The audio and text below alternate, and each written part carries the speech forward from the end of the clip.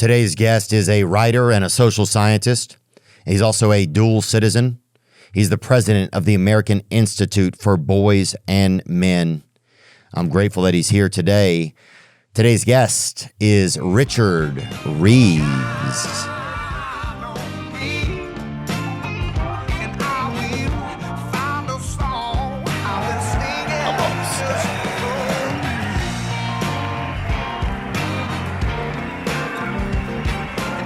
Richard Reeves, thanks for joining us today, brother. Yeah, I'm really thrilled to be here. Yeah, we appreciate it, man. You want to move that in a little bit for me, if you don't mind? Yeah, sure.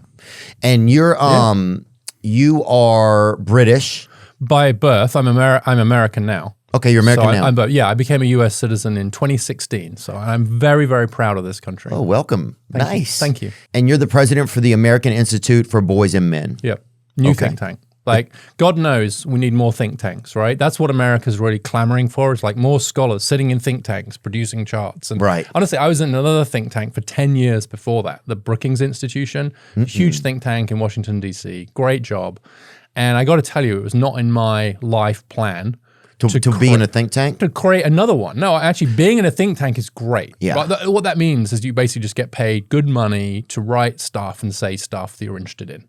And what happens to a lot of that information from think tanks? Well, that depends who you ask. Okay. If you ask the critics, they say it just gathers dust on people's shelves. Yeah. Right? Maybe like 2 people in Congress read it. 1 New York Times journalist reads it. And so there is this whole thing now that think tanks used to like produce policy papers, and then grateful legislators, members of Congress, would say, thank you, we'll go and turn that into a law, and ta-da, right. That's not how it works anymore. And so the whole question of how do you influence law, like how do you influence policy, I think is a really big question now. And so there's a big question mark against this whole idea about, quotes, think tank. I certainly didn't plan to start a new one, but it seems like this one is important. That's one of the reasons, that I wanted to get to talk to you today because, a lot of our listeners are men and boys. Right. I know Scott Galloway was on and he had mentioned that you were kind of his godfather of information or somebody that he really looked up to, Yeah. And I did also see you were born on the 4th of July. Is that right? Correct. Do they kick you out of Britain if you're on the That would be great. I think it should just have a rule, right? Everyone who's born on the 4th of July gets automatic US citizenship, but then gets deported from the UK, right? But it's kind of weird because I've always had that. And then I actually came to the US in the 90s for the Guardian newspaper. I was a journalist for quite a few years. I just always loved America. Ended up marrying an American. Do you think it was because of your birthday at all or no? Because that's just interesting. It would sound weird to say yes, wouldn't it? But if you think there's no such thing as a coincidence, I've always loved the fact that I was born on the 4th of July and now I'm here. It's great. Everyone has a big party for my birthday. And actually one of the things that I've really thought about as an immigrant, right? And when you say immigrant, you probably don't think of someone like me, but I'm a proud immigrant, is that people who are born here don't actually appreciate what it means sometimes to be a citizen. And my citizenship ceremony, which I did in a hurry actually, because I wanted to be able to vote and wanted to get into the whole civic life, I was surrounded by people in tears. Right. Really? There's people from Iran, there's people from Afghanistan, Iraq, whatever, refugees, a whole bunch of different people, some people from Mexico, and they're waving their flags, saying the Pledge of Allegiance, you're welcomed by the president, and there wasn't really a dry eye laugh by the end of it. And so I actually now think that every high schooler in the US should go to a citizenship ceremony. That's a great idea. Just experience it, because I don't think if you're born here, like you can take it a bit for granted what it means to be a citizen, but to go and experience what it's like for people to become a citizen, I expected it to be more. I had a green card and I thought, but I want to be a citizen as well. I actually was incredibly moved by the whole experience. Yeah, you don't think about the gift of your own citizenship, right? And you don't think about what others go through to get it. Yeah. And they used to have, I know whenever I was growing up, you had the Pledge of Allegiance. There was definitely a lot more, even though the Pledge of Allegiance was like a small thing, it's one of the like those traditional things that made you feel like a part of something, right? It was like a traditional practice that created a commonality between kids. We kind of thought it was lame sometimes, but sometimes you didn't, like at certain points of the year, if certain things were going on in the culture, it meant more to you. you. But yeah, and it's also just a ritual. Yeah. And we've come to undervalue ritual. Oh, they erode from our society. The point of a ritual, right? It's not just like you can overthink what the words mean, you can overthink exactly what it means, but there's something about just the ritual of it. So my son is at the University of Tennessee, and he explains, Vols, baby. Yeah. But actually, when his friends come down to a Tennessee game, and they're, say, at a Northeastern college or a small liberal arts college, what really strikes them is less the game, and it's more the fact that there's the Pledge of Allegiance, that there's a prayer, that the jets go over, that there's fireworks, that they come out through the T. There's a whole bunch of ritual around it, which is actually really beautiful. And I think sometimes we overthink the content of the ritual and don't actually just recognize it's the fact of the ritual that really, really matters. Yeah, it's like, people start looking at, well, what are the words of the Pledge of Allegiance? It didn't matter. It was just that we got up. Do I mean every word of this, right? We got up and we did it together. And I don't think there's anything wrong if you live in a country and you're a member of it to pledge allegiance to that country. I feel like, correct. Because otherwise, then what are you? You're just a passerby. Are you like working for another country? Like, what's your real modus operandi then, I guess? I have one friend actually who's from Israel, and when he came, he gave up his Israeli citizenship because he believes that you cannot have more than one citizenship. You cannot have dual citizenship is a contradiction because you can only be pledging your allegiance to one sovereign nation. I love that. I love that too, and I will confess that I have kept my British passport. Oh, you have? Yeah, my kids. So if you had to choose, what do you do then? Oh, US, no question. Wow. Yeah, I get it. I mean, there's a reason why everyone really wants to come here. Yeah, dude, The Rock lives here. Right. Yes. I mean, is that the main reason people come here? No, I don't think so. But that would be a great idea if every class had to go watch that, that ceremony. They always need volunteers at them as well to like help out with the paperwork and stuff like that. And so you could just have some going like every time. Like, I just think it'd be really nice before you graduate high school. And I would just say to anyone who's listening, right, if you're thinking about a good, cool thing to do, like volunteer at your local citizenship center and watch the people go through the process of becoming a U.S. citizen. And that might make you appreciate it a bit more. I can't believe that it's not mandatory, like in classes or in school that you have to go see that. Maybe that's something that one of these think tanks could change, Well, I proposed it. But let's see if it'll change. But we can do it ourselves as well. Yeah, we could. There's nothing stopping us. You're the president for the American Institute for Men and Boys. So what is that institute? So it's a research and advocacy organization. So what we're trying to do is, the basic premise here is there are a lot of ways in which boys and men are struggling in our country right now. And there are no institutions, there's no organizations whose job it is to basically wake up every day and draw attention to that with data, with facts, in a way that will hopefully raise awareness of it. This is this huge asymmetry. I really noticed it in the pandemic. So when the pandemic hit, there were a lot of reports about how it was going to affect women and girls. There was a lot of concern about employment, domestic violence, a whole bunch of real concerns. Yeah. And a lot of press coverage for that. And those were perfectly legitimate, coming from women's think tanks, from the UN, from the White House, etc. But I noticed that actually the college enrollment for men had dropped 7 times more than for women in the first year of the pandemic. 7 times difference in the drop. Is that true? It is true. Then the numbers got a little bit revised, and it's partly because the men were more likely to be going to like trade school and stuff, which you just couldn't do online. But it wasn't just that. It was just it hit male education harder than female education, number one. Number two, men were dying a lot more from COVID. Yeah. COVID was killing a lot more men. You mean the actual disease or just the loneliness or the disease. The disconnection? Oh, the disease. Men were much more vulnerable to COVID. Last time I checked, we'd lost at least 100,000 more men than women. And that's not to be expected because actually it affected older people, right? COVID killed older people a lot more, and there are more older women. So if anything, you think it'd go the other way, right? But it didn't, because actually men were much, much more vulnerable to the disease. And no one was really researching that. No one was producing reports on that. No one was writing articles about that. And it really occurred to me that was because it was no one's job. Right. There wasn't an American Institute for Boys and Men, but I can assure you that if we'd existed then, we'd have been pushing out lots of information about how COVID was affecting boys' education and men's education, and also killing men in massively higher numbers. Well, for sure, because I think also you I don't know if ever in my life there's been like a lot of organizations where it's like, hey, men need help, you know? Right. It's like everything is that women need help with this, children, you know, and it certainly that makes sense. I always think back to like women and children first, like when the Titanic was sinking or something, or, you know, when something like that, it's like women and children first, right? And that's probably what most men would want as well. But at a certain point, you're like, hey, we exist. What are we doing here, you know? Yeah. What was your first relationship like with your dad or something, like when you were like, how did you, like, just so we have some personal attachment to this conversation as well. What was it like with your dad when you were a kid? Because that's usually people's first male role model. Yeah. Yeah. My dad was amazing. Oh, I wow. mean, just amazing. And is an amazing granddad to my sons as well. And so I was given the greatest gift that I think anybody can ever get, which is two parents who both loved me, still together, still loving us. And that sense of somebody once, this sounds like a bit of a...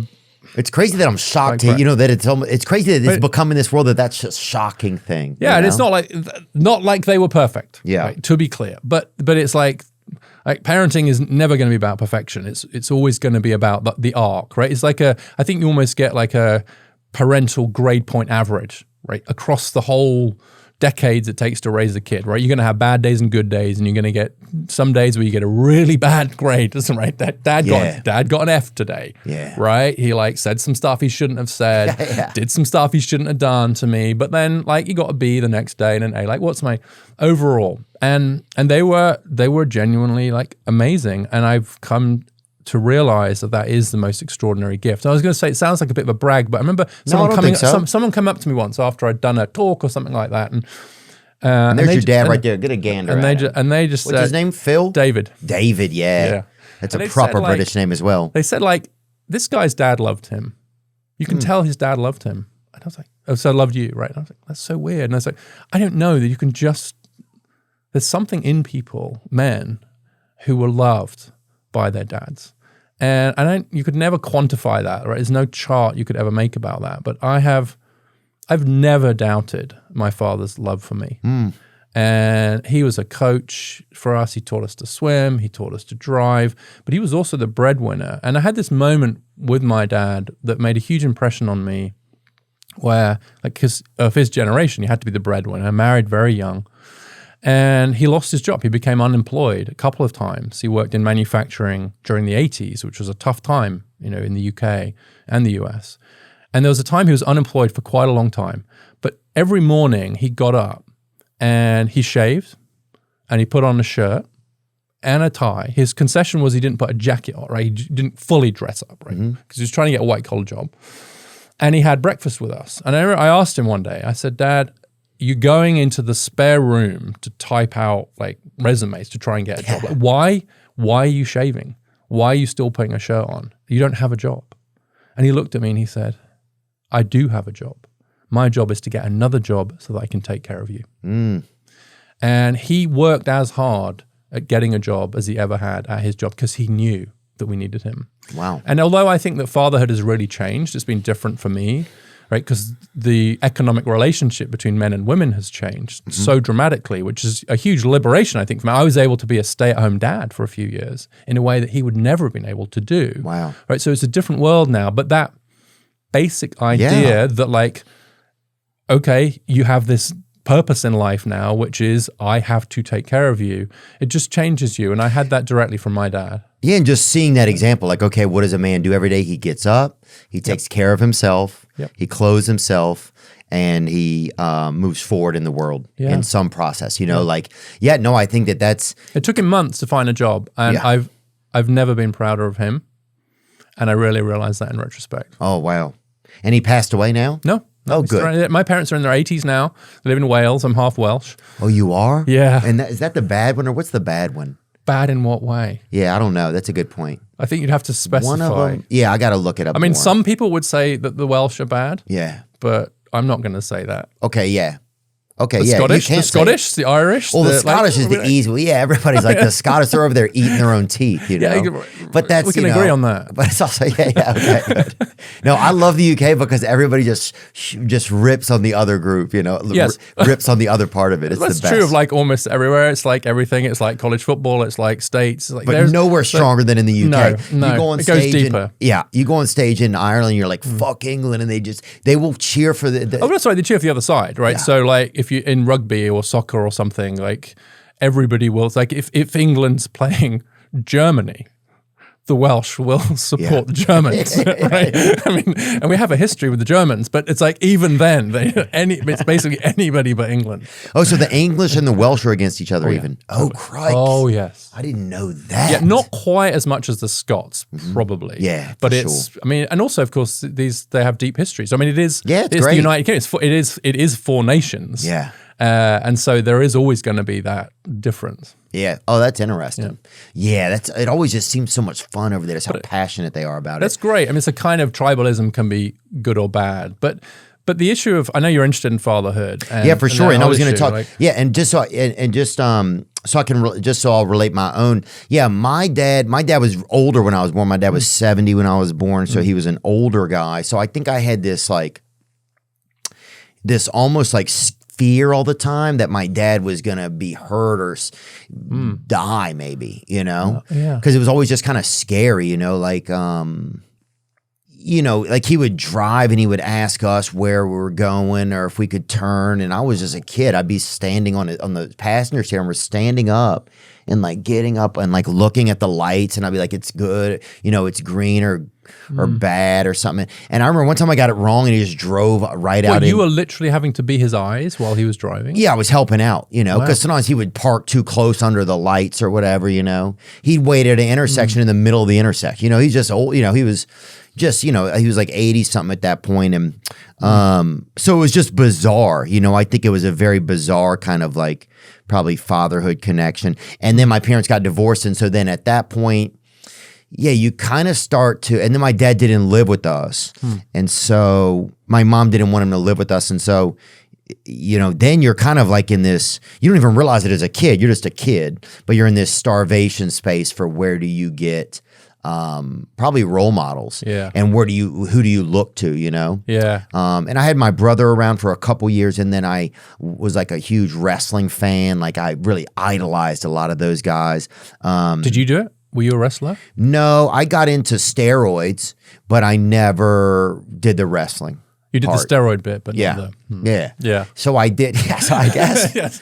You know, but yeah, I mean, I remember collecting all the figurines and we would watch it. I had a neighbor and his dad was like kind of dialed in. And so that was helpful. What, he was almost like a dad to you as well? Like, because you can share it around. I think that's part of the point. Oh, for isn't sure. it? I think you can get your father, right? you can get your father little pieces from different men, right? Yeah. I believe that. Like, I had a basketball coach that, you know, showed me like care and affection and included me in things that his family was doing. And then I ended up moving out and living with a different family when I was like 14. And that family had a stable father in the home. And so that helped a lot. But yeah, not trying to like make it about me. I'm just trying to like, put both of our stories out there. Yeah, and I think just it's so important we can see. people know. But so, one of the things my dad also did, he was a coach. Like he coached rugby and stuff. And I think particularly in the US, I've become really interested in the role of coaches. So my basic view is that coaches, especially for boys, we're actually seeing like sports is going down for boys in the US now. Boys are less likely to play sports than in the past. Right? Is that true? Bring that up. It's going up. Yeah, the Aspen Institute has a really good project called Project Play, where they actually track the data. It's going up for girls and down for boys. Now, it's always been higher for boys, but sports participation is going down for boys. One reason for that is coaches. Like you need coaches to do that. And we can maybe get into male teachers because actually one of the things that male teachers do, and my son has just become a teacher. Oh, wonderful. He's teaching 5th grade in Baltimore. And like within a day of starting, someone heard his accent because he's still got a British accent, heard his accent. He's a soccer coach now. And he actually is a good soccer player. But the point is he's immediately a coach, right? And I think that coaches are basically mental health professionals in disguise, right? I think they're doing a lot of the work that you'd otherwise do in terms of mental health. And you can kind of see like there'll be a line from the Aspen. Okay, here we go. Right here it says, we have fewer boys are playing Yes, sports. there you In 2013, half of boys aged 6 to 17 participated regularly in sports, according to SFIA data. Only 41% of boys did in 2023. Right. Girls aged 6 to 12 had 34%, and 13 to 17 age girls were 38%, played at higher levels in 2023 than in any recent years. Correct. So girls is going up, like you said, boys is going down. Correct. Some of that could be attributed to also a lot more boys are like, they choose to become gamers and that sort of thing, but more sedentary things. It could be, which is not necessarily a good thing. Yeah. Right? I mean, ideally you'd want to do a bit of both, but then the question is like, why are boys playing less sport than in the past? Right. And what is this coaching thing? And you can't get coaches. I'd love to see something like a Coach for America program. You know, there's this Teach for America program, which gets people into teaching, because I think there's a lot of men who are struggling to know how to kind of connect with their community or what they can do. For sure. Right? Some of the older institutions, maybe they used to do that with, like, through church or the Scouts or whatever, have maybe declined. They have declined. And so if there was a way to kind of plug those men into a coaching role, I think that's important, because That's huge. when you, I mean, maybe this is maybe your experience, but like, I think if you look at the image of a coach sitting on a bench, like with a student, a boy or a young man sitting next to him, and he's like, "How you doing? Right? How are things at home? How are things with your mom? Et cetera." As you kind of, that's counseling. Huge. That's therapy, but you're just not calling it that. Yeah. And the other thing is, critically, you're doing it shoulder to shoulder. Do you know this thing about the difference in communication style between men and women and boys and girls? Like men go shoulder to shoulder, women go face to face. It's interesting how we're set up here. Once you've seen this, you can't unsee it. Oh, that's interesting. Right, Yeah, because guys don't shoulder. usually look at each other when they're sharing information that much. No, because actually that's a little bit of that's a threatening stance for men. Like if men go face to face, that might indicate some aggression or some, like, it's a bit like you're intimidating each other a little bit, right? Yeah. And there's a role for that probably. When you talk to someone, you rarely stand and look directly. There's always a little bit of an angle. Not if you're male. So we learned this the hard way. Like even before I had any of the data, and God, I wish I'd had this data when we were raising our kids, right? But my wife would our kids would come home from school, right? All boys, and the two that were in high school and middle school at the time, they'd come home and they'd like sit across the breakfast bar from her, right? And she'd be feeding them stuff, like she'd feeding them protein, have some protein, and then she'd stare at them like this and be like, "How was your day? How was your day?" And they'd be like, "Yeah, fine." They'd look down, "Fine. Did you learn anything?" "I don't know." Like, nothing, like just nothing. And then later on, we'd be driving with them somewhere or watching a game or video game or just something like that, shoulder to shoulder. Mm-hmm. And they would say, this weird thing happened today, Dad or Mom, right? It's weird. This girl said this thing at school today. Interesting. And what we now know is that that's very, very common, that actually the communication style that men are most comfortable with is less face-to-face and it's more shoulder to shoulder. Now, think about this. Fishing, road trips, watching sports, sitting on the bench, shoulder to shoulder. It is the only explanation I have for the existence of golf. What is golf about? Do you play golf? Mm-mm. Okay, good. I'd be willing to play it, but I can't even calm down right now. But it's like, again, men have to be doing something else. And they have to be doing it like just, so if you go to a party now, you'll not be able to unsee this. Watch how the men stand in relation to each other. And there are people who've done whole PhDs on measuring the angle. We always stand a little bit catty corner, like a little bit of an angle, because to go face to face is threatening. Now, women, on the other hand, very comfortable face to face. Walk into a coffee shop and count up how many people are sitting opposite each other, staring each other in the face, and then see what the gender is of them. Much more likely to be women. Now, it's not like one is good or bad. Right. But what you don't want is a mental health profession, like psychology or whatever it is, based on the presumption that we're all supposed to sit like this. And so a lot of male therapists now, they're taking their male patients out for a walk. That's the thing to Walk do. and talk. That's the Walk best. with them. Don't sit and stare at them. Like I've been saying that for years. As a man, it's like, we don't want that. Yeah, Mike's girlfriend's a therapist now, and she and I, whenever we really needed to discuss stuff, we go on a walk.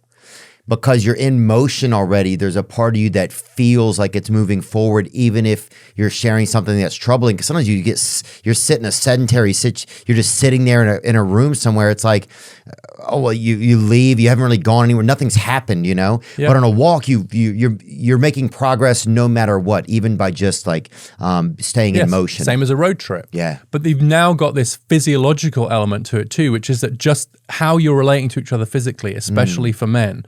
It's just very important that we are. I'm going to try that next time I'm with my therapist in a room. It's like, like maybe it's easier if I'm just able to share and have somebody there, right? I remember one time I was talking to my brother, and I didn't know that this had been important in my life, but he said, hey man, I was having a tough day, man. I pulled over. I was kind of like falling apart a little bit. And he's like, hey man, I can just sit here on the phone with you.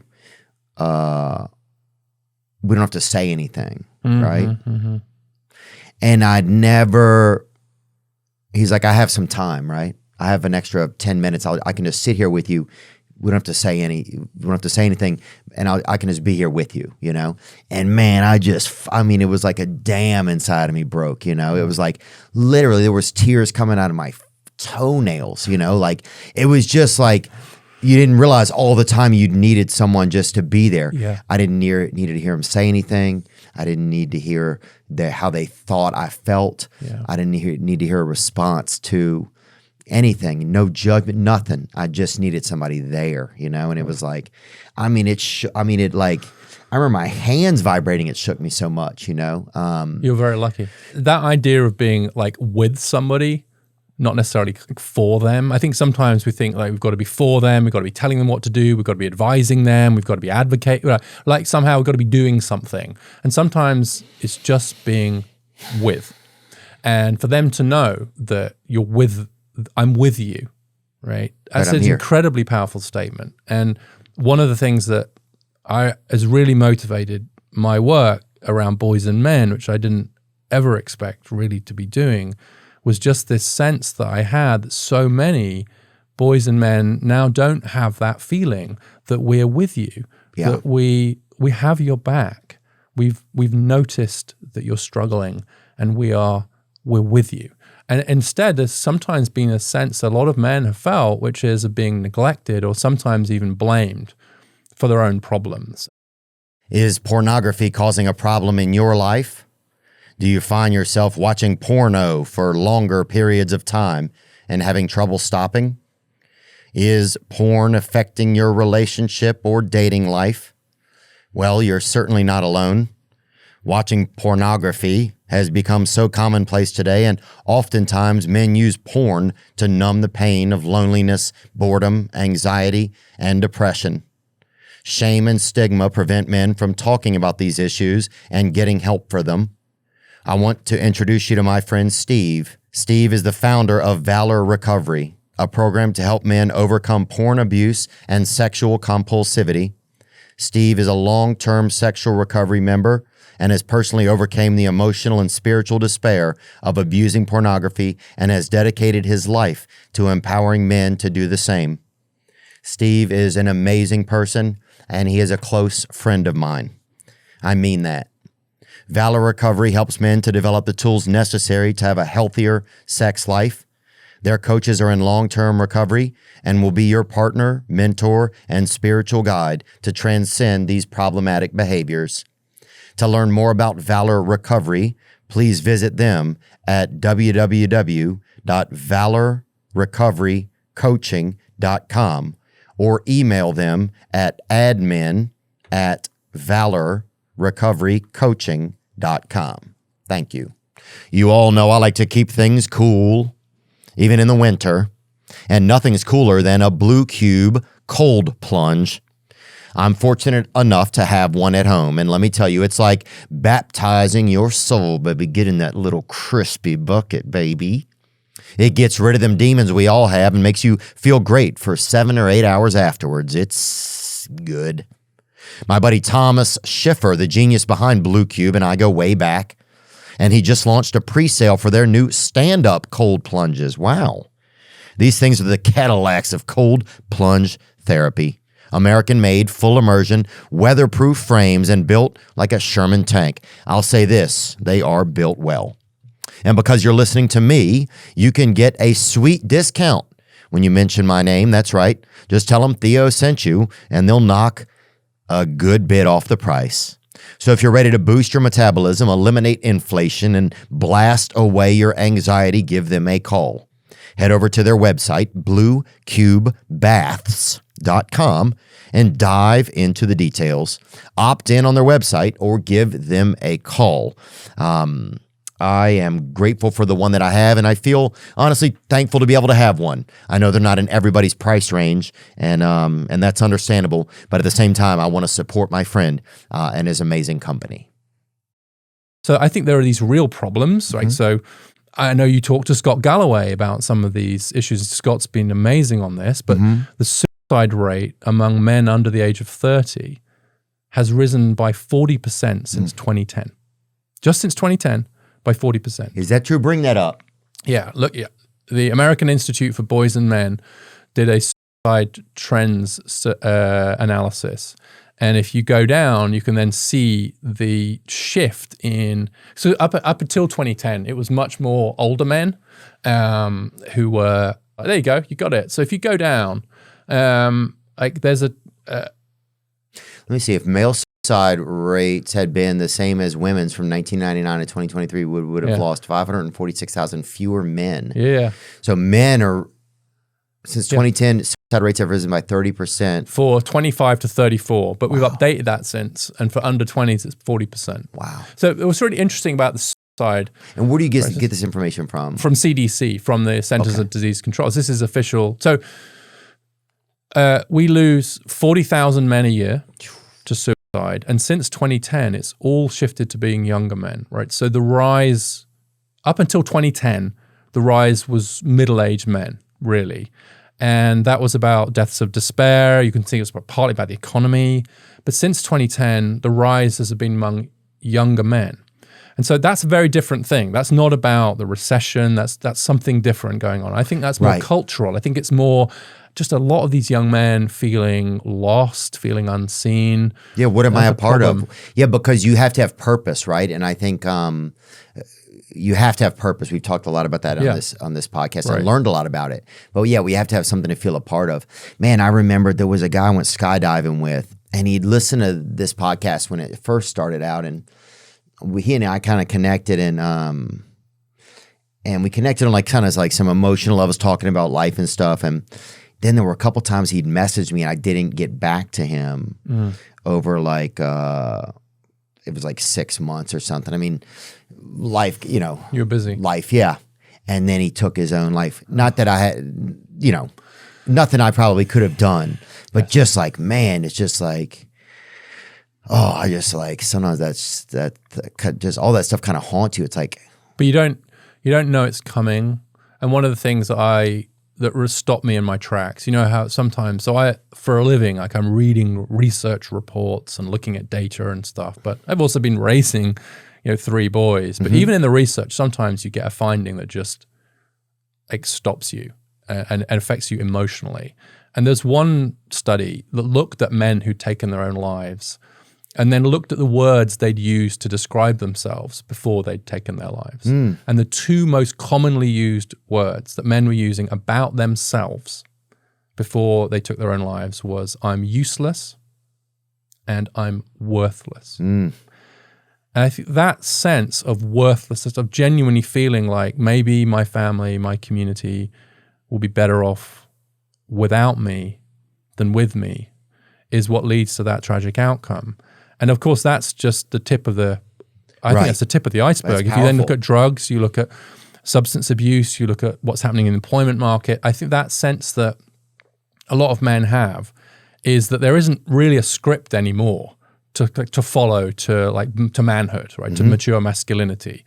And I think that's, in one way, that's for a good reason. But the way I think about this is if you think about like the script that my dad had, right, about being a breadwinner. Yeah, so I was going to say, let's look at some previous scripts so we can examine those. Scripts. Right? So like my parents are a good example. Born in the 40s, had the kids in the 1960s, and then it was like, my mum knew that she was mostly going to be the homemaker and the mom. She worked as well. She was a nurse.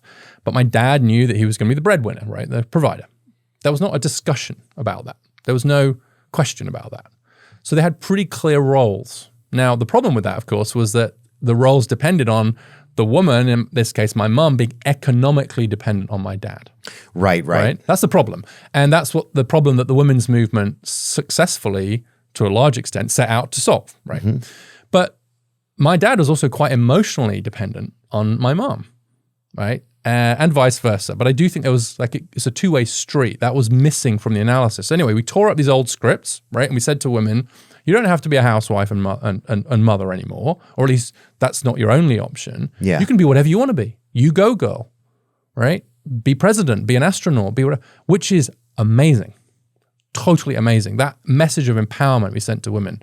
So we tore up the old female script, provided a new one about empowerment and independence and you go, girl. We tore up the old male script, which is you're going to be the provider and the protector.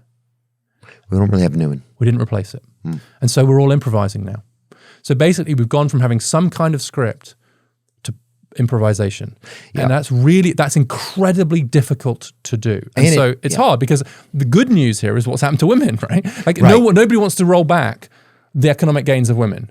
But I think it's incredibly irresponsible and naive of us to think that that doesn't have consequences for how we think about the role of men. We've got to be able to think both of those thoughts at once. It's good that women are gaining ground. It is bad that men feel lost and purposeless. And we have got to solve that problem as well. Yeah. Yeah. No, I think that's really cool information. It's good to look at. It's good to and it makes perfect sense, right? And it's like you want to have a reason, right? And sometimes I think women, yes, they didn't have the access to money, and in a capitalistic society, money is power, right? But also I think there was a missing respect there, right? There wasn't I think if it had been totally respected, the sacrifices that they made and the just intrinsic value of who they are as mothers and as caretakers and as bridges of empathy and affection and as homemakers, no matter where they are, whether they're in a home or whether they're in a conversation, just being able to have that ability to create peace. I think if that had been more respected, then maybe they never would have felt as much of a movement or as much of a desire to have so much of a movement. Because they had the power. Right. Yeah. And the power. And the money is the power. Yeah, the power? And that's what that the women's movement had a huge fight about that, because there were some people in the women's movement saying, no, it's called the wages for housework movement, which was basically what we need to do is pay women to do the traditional women's role. That's a cool idea. And that lost out. That was a real idea? Yeah. And bring that up, the wages for housework movement? Yeah. There's a big split in the women's movement between the ones who are saying we need to value care and value care work, like wages for housework.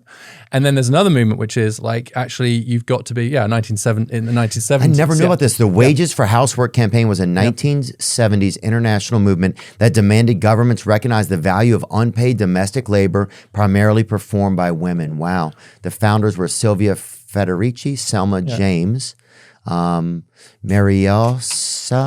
Diacosta, and Bridget Gaultier. Their goals were to change the dependency of domestic workers, reverse power relations, and redistribute wealth. Yeah. Dude, that's fascinating. That's another way we could have gone, in theory at least, right? Right. And I'm not saying that women didn't deserve to have all the jobs and whatever they wanted to do. I'm just saying if there had been a different level of respect and and this makes perfect sense, and some financial equality, maybe they would have they wouldn't have wanted that. I have no idea. I'm just thinking. No, this is a really interesting question, because I now think we're at a point where a lot of men and women are feeling like this isn't quite working. We're trying to raise kids. We're trying to form families. We want to raise our own kids. Right. Both parents are so stressed out that they can't even have a relationship anymore. Right. We want to stay together and be married. We want to raise our own kids by and large, right? And we don't want to die of stress, right? So one of the ways to think about this is you had this old family system, which was breadwinner father, homemaker mother, and it was unfair in many ways, but it was also pretty stable and very clear what everyone's role is. And it was pretty good for kids. right? Because of that stability when it worked, right? Right. We've replaced that with a different model now where we don't want that economic inequality. So both men and women are going to work. And that can create all kinds of stress. And maybe that relationship is hard to sustain, which means it might end up separating, which is not good for kids. Right. And the rules aren't super clear. You don't know who's going to be doing what. You don't know who's getting certain things done. You don't know. The division of labor is not clear anymore. And a division of labor, in other words, like being clear, like you do this, I do this. It's like an organized business, really. Yeah. I mean, it's like everybody knows that it makes more sense. Like you're in charge of X, I'm in charge of Y. So you get, really good at X and I get really good at Y, right? And the interesting path we took instead was like, okay, women need to get into the labor market and have labor market power. I think that was almost certainly that's the right. I don't imagine a world where the wages for housework movement, like huge government subsidies to people who are staying at home, was ever likely. And there's all kinds of problems with that idea.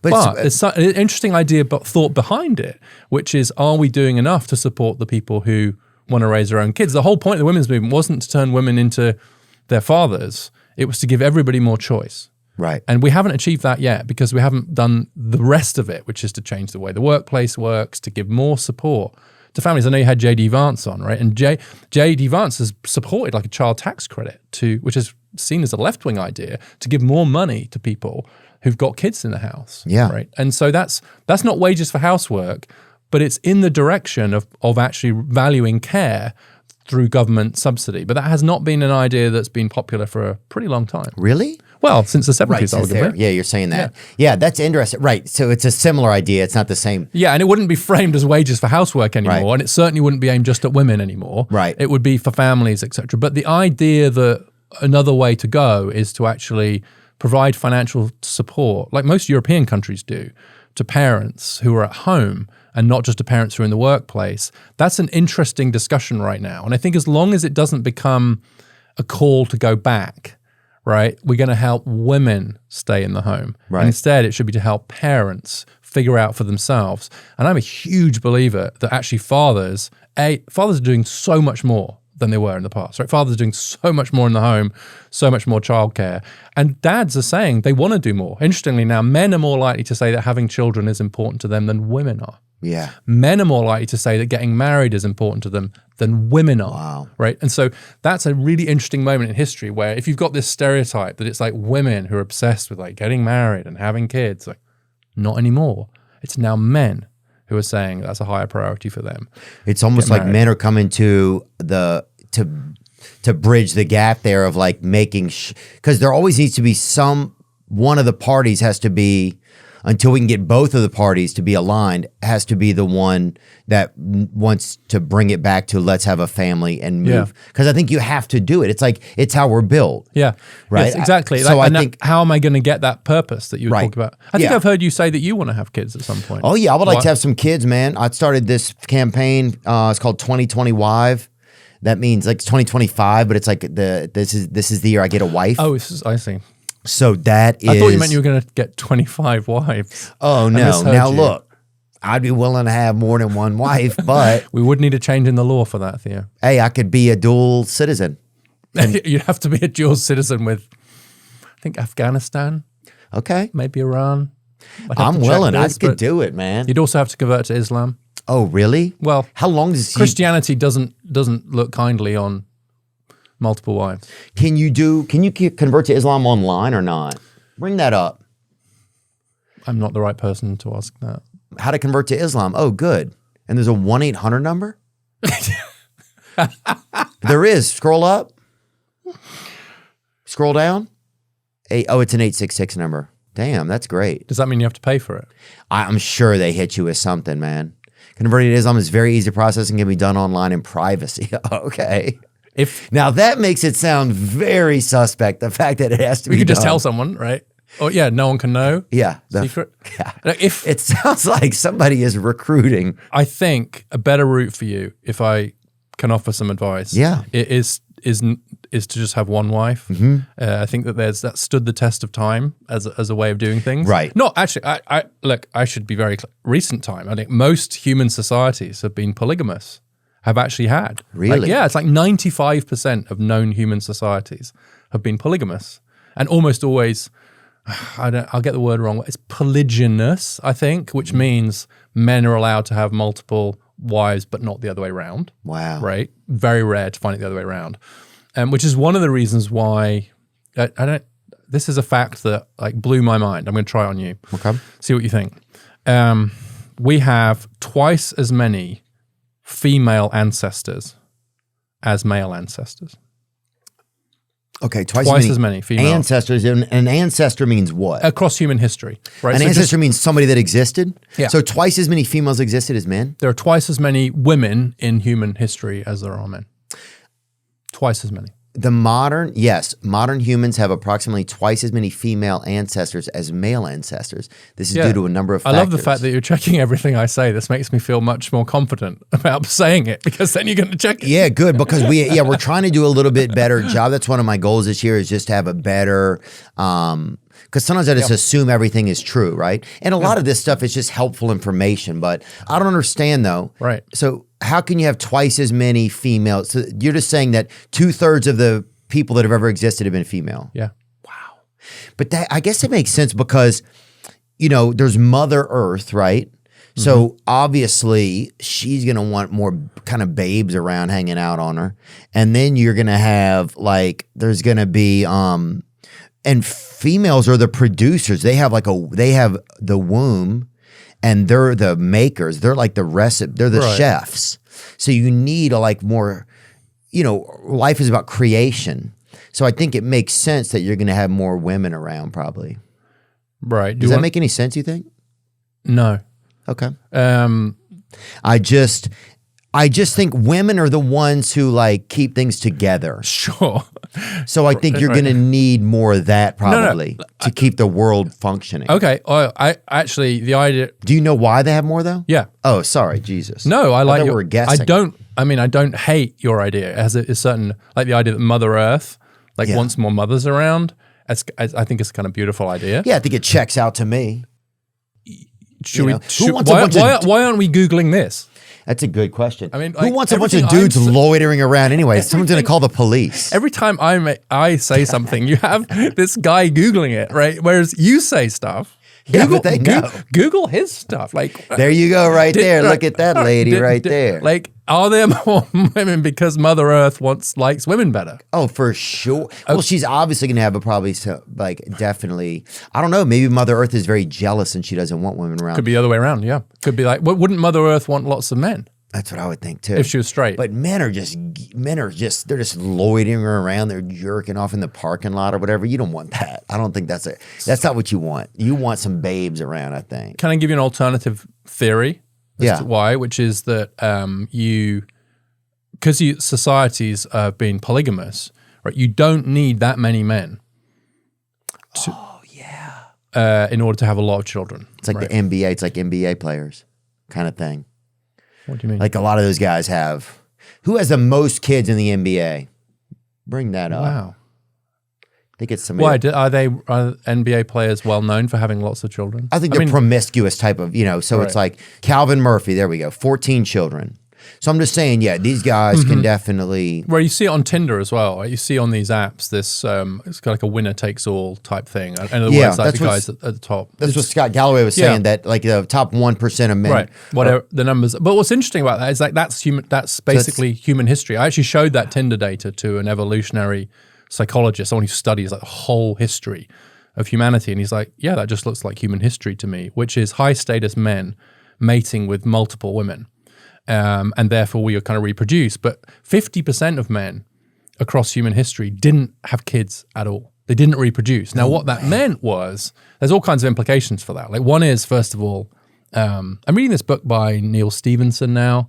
It's called 7 Eves. And that we basically have to kind of send out a few people to survive. And there's this passing comment, because the Earth's going to be destroyed. 7 Eves? 7 Eves, yeah. Okay. There's this passing comment there, which is most of the colonists will have to be female, right? And the reason for that is the ones we're talking about, which is you need a lot of wombs to keep the human race going, but you don't need as many men. Right. There's this guy, actually, I can quote him directly, this guy, Roy Baumeister, who says we have a penile surplus, which is a kind of brutal way of putting it. But it's like, we just don't need that many men, right? Now, one consequence of that is, and this is going to get me back to your skydiving. Okay. I'm going to loop this. If I'm successful here, if I'm successful, I'm going to loop this back to skydiving. I have 0% chance of looping things. Okay, let me try. Yeah. I believe in you. So, okay. Yeah. So 50% of men have not reproduced in human history. So half the men have kids, half of them don't have kids. And it's the lower status men who are not going to have kids, right? Because the higher status men have multiple wives.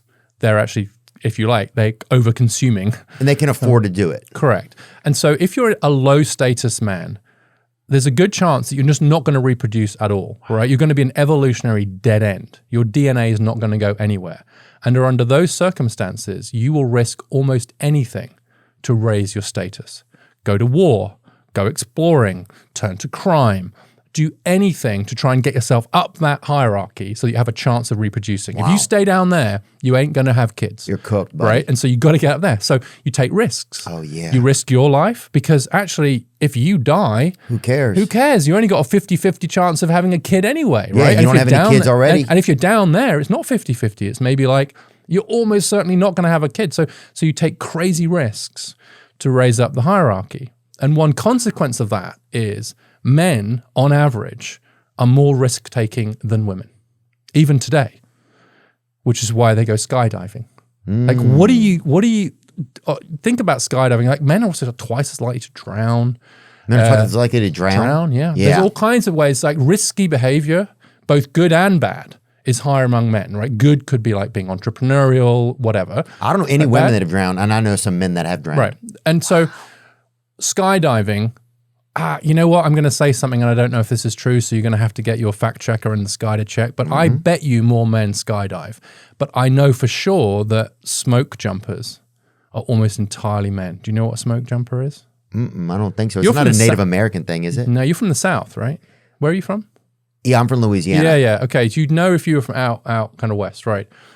What does it say about men and women? Well, the number of men and women who try tandem skydiving is roughly equal. The sport of skydiving is predominantly male. Professional skydivers, only about 14% of professional skydivers in the United States are women. Okay. Some reasons for the disparity: women may be more risk averse than men, just like you're saying. Yeah.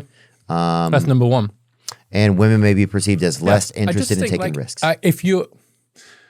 So just from an evolutionary perspective, or if you're a woman, you are highly incentivized to protect your own body, right? Because you're probably, this is just in evolutionary terms. Yeah, you're the one who's got the future. Yes, and you're going to have a kid, probably. Yeah. Most women have reproduced, right? You're quite likely to have a kid. Whereas if you're a guy, actually, if you've only historically had like a 50-50 chance, right? And you've got to get more status, and your body is kind of less, quotes, valuable. Right, so who cares if your nuts land out in the desert or whatever because your chute didn't open? Or you throw yourself out of the plane. So these smoke jumpers.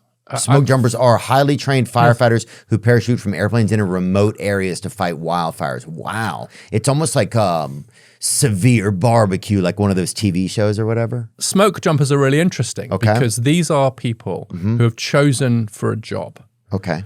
That they will go up in an aeroplane, jump out of the airplane, even when there's nothing wrong with the airplane, which is what you do, apparently, jump out of the airplane. But the difference is they jump out of the airplane into a blazing inferno in the middle of nowhere and stay there for days on end fighting that fire. That's an interesting job choice. Yeah. Right? And it's almost all men.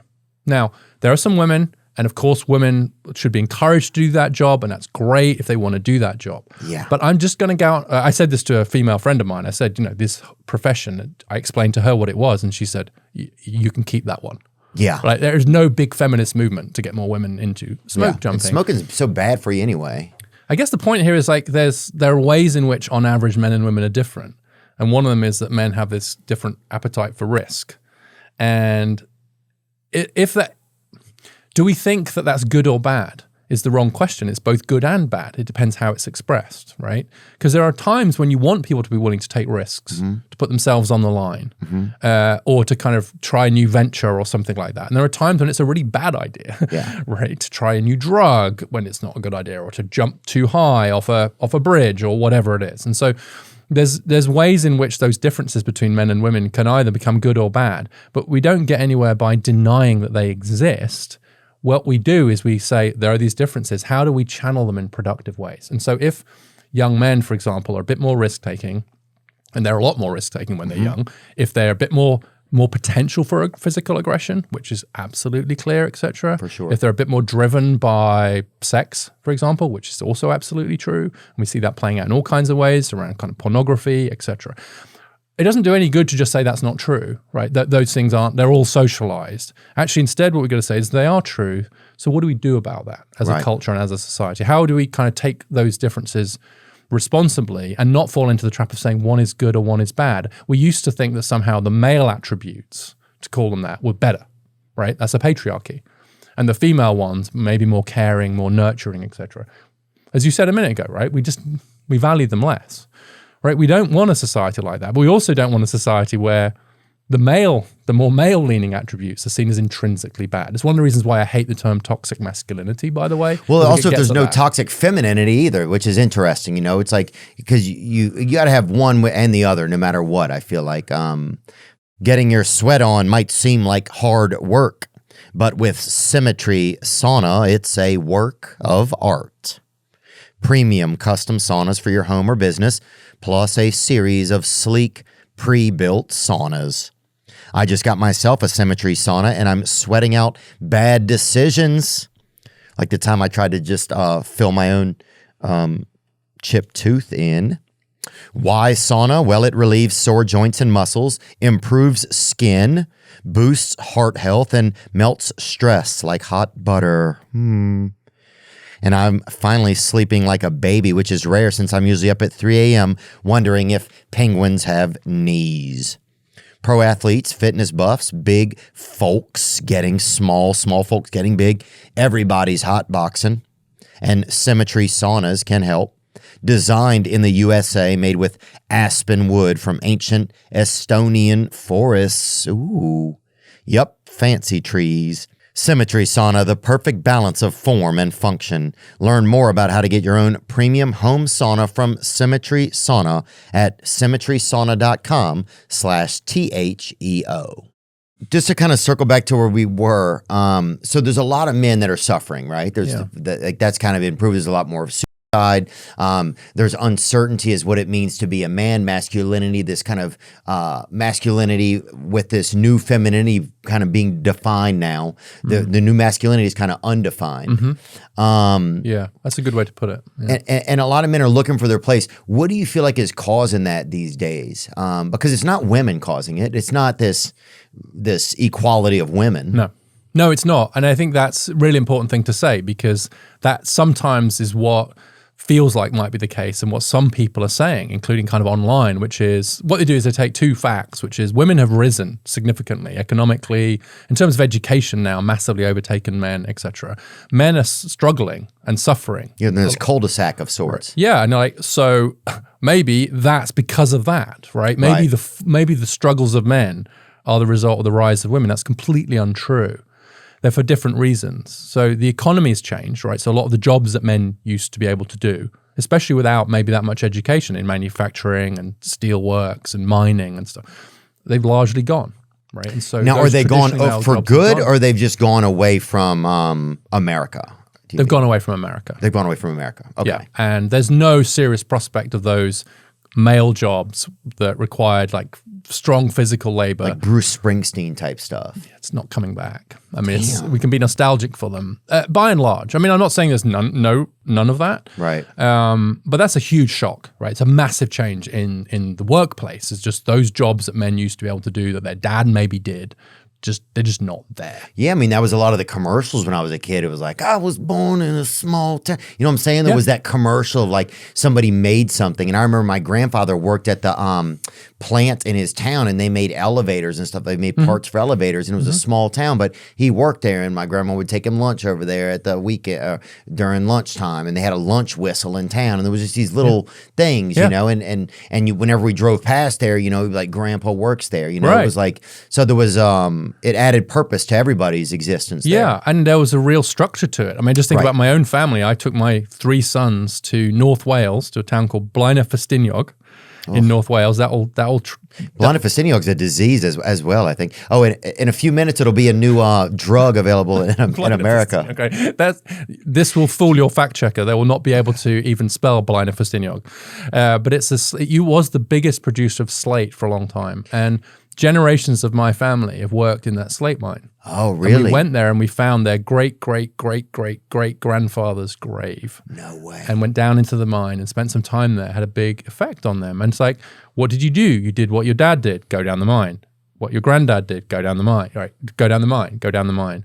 And even when I was growing up, I grew up in Peterborough, an industrial town. My mum was a part-time industrial nurse for a while. And the hooter for the ends of the shifts, we could hear it across the town. And so we knew when she was coming home because we would hear the factory hooter. Horn. Yeah. Sounder. Alarm. Thank you. Wow. Yeah, so it's almost like as men, we're out of the mines now. A little bit. Like we had that. Not everybody. Some people are still in there, and that's good. Tell you, it was such a weird experience. Like we went down to the bottom of this slate mine, and there are these little huts in the bottom of the mine. God. And they would go in there for like 30 minutes at lunchtime and they would sing. This is in Welsh, right? So they'd sing and they'd eat and they'd talk, maybe do a bit of politics, right? And then they'd go back up and start coming out the mine. Very dangerous, incredibly well paid for the time, but very dangerous work. And there was something about, I went into those huts and I sat in there like with my boys and we're kind of sitting there and thinking about like 7 generations of our family being down there. And actually, this is going to sound a bit weird, but almost being a little bit envious of what it was like for those men to go down there and be in that little hut. And then, of course, you catch yourself and you think, you're an idiot. Right. It was dangerous work. It was hard. What are you talking about, right? And if you put me in there now, right, I probably wouldn't do great, right? But I think what it was catching for me, and with my boys especially, was this sense of like male solidarity. Right, just a sense, that visceral sense of like it did structure male lives in particular. Right. And in that town, when the men went down into the mines, all the wives would come out and the kind of children and stand silently. It was bad luck for there to be any noise, so they stood silently while the men went down into the mine. Wow. And hoped that they would come back. And so there's something very beautiful and nostalgic about that, and I get that nostalgia. Yeah, it was a tradition. Right, but it was a ritual. Ritual, tradition, purpose, space, clear script, right? What are you going to do? Well, how about you do what your great-great-great-great-grandfather did and your great-grandfather and your grandfather, right? How about just doing that, right? And I don't think we couldn't, even if we wanted to, reconstruct that kind of world. But I do think we should be honest about the fact that the collapse of that structure and those scripts has really left a lot of men incredibly uncertain about, am I going to be needed by my family? What am I going to do? What's my job going to be? So we've had this massive economic change.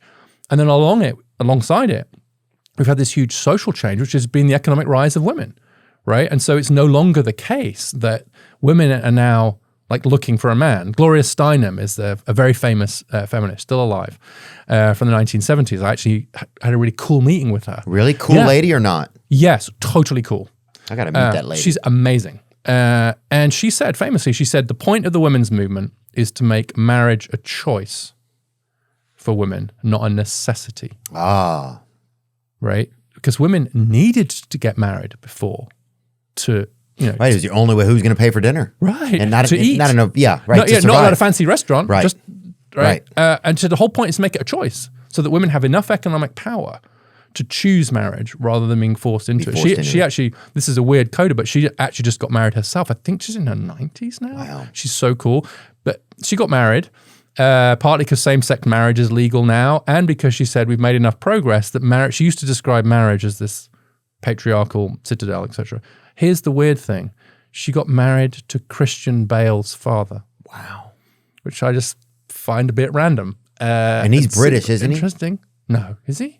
I don't know. I don't know either. David Bale right there. In 2008, 66, the long single Steinem married for the first time in a Cherokee ceremony in Oklahoma. So that was a while ago. It was in 2000, right? Her husband, entrepreneur and activist David Bale, sadly died of lymphoma 4 years later. That's right. Wow. Yeah. But so even in the end, even Gloria Steinem felt like it was okay to get married, right? We'd made enough progress. Right. So that actually the women, marriage was no longer this kind of trap for women economically. But it was a choice. It was a choice. And so, but of course what that means is when it's a choice, there's a lot of women that might be like, I choose not to marry you. I might or might not have your kids, but we're now in this world where there's a lot more freedom of choice. And of course that is a great and wonderful thing. Right. But it's also created a huge amount of uncertainty, especially among men.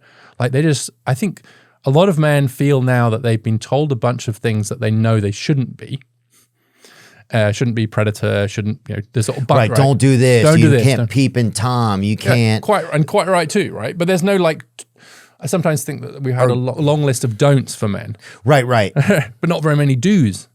Yeah. Where's the list of to-dos for men now? For sure. And it used to be that, almost every man you weren't guaranteed a wife, but everybody's going to need to pair up because the way that the script was put together, you needed each other because you needed someone to be in the home. You needed someone to be the breadwinner. The script was there. Yeah. You had to partner up. So figure it out and let's move on. Let's move forward in the world. Exactly. And what I fear now is that there are some more reactionary voices saying the way to actually for men to find purpose is to go back.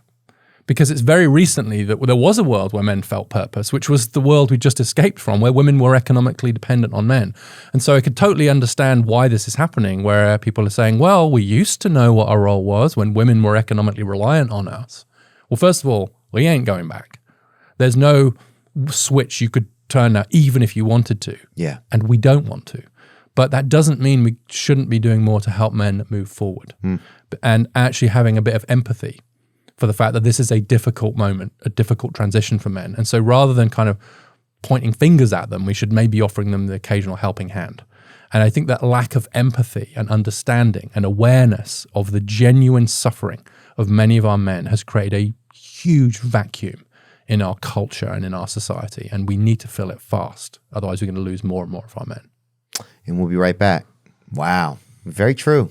So one thing you have to start to look at is then where do men start to, or where do men continue to find these building blocks, right? To create the worth inside of themselves. For me, one thing has been through other men, right? And even like you're saying, shoulder to shoulder, like experiences that I've had that have been the best. Like even when I used to go to Brazilian Jiu-Jitsu and take classes there, it was really amazing because you're in this physical space, but also there's so much mutual respect in there. Yeah. It's not people trying to beat each other up. It's trying to help each other physically learn how to take care of themselves, right? Yeah. But with that, there's so much camaraderie and love and compassion that comes along with having great instructors. And a lot of times it's just the guy next to you who's your best instructor for the next moment. Recovery meetings, I go to recovery meetings for intimacy and AA. And those meetings for me are really great. Especially the intimacy ones, like where, they call it like sex and love addiction and stuff, but it's really just like intimacy disorders or connection disorders or it's almost just low self-worth. It's all of that. And sometimes you base it off of your relationship with women, or you can look at your relationship with women to see how you're doing on your own. And are there men and women in those groups, or is it just men?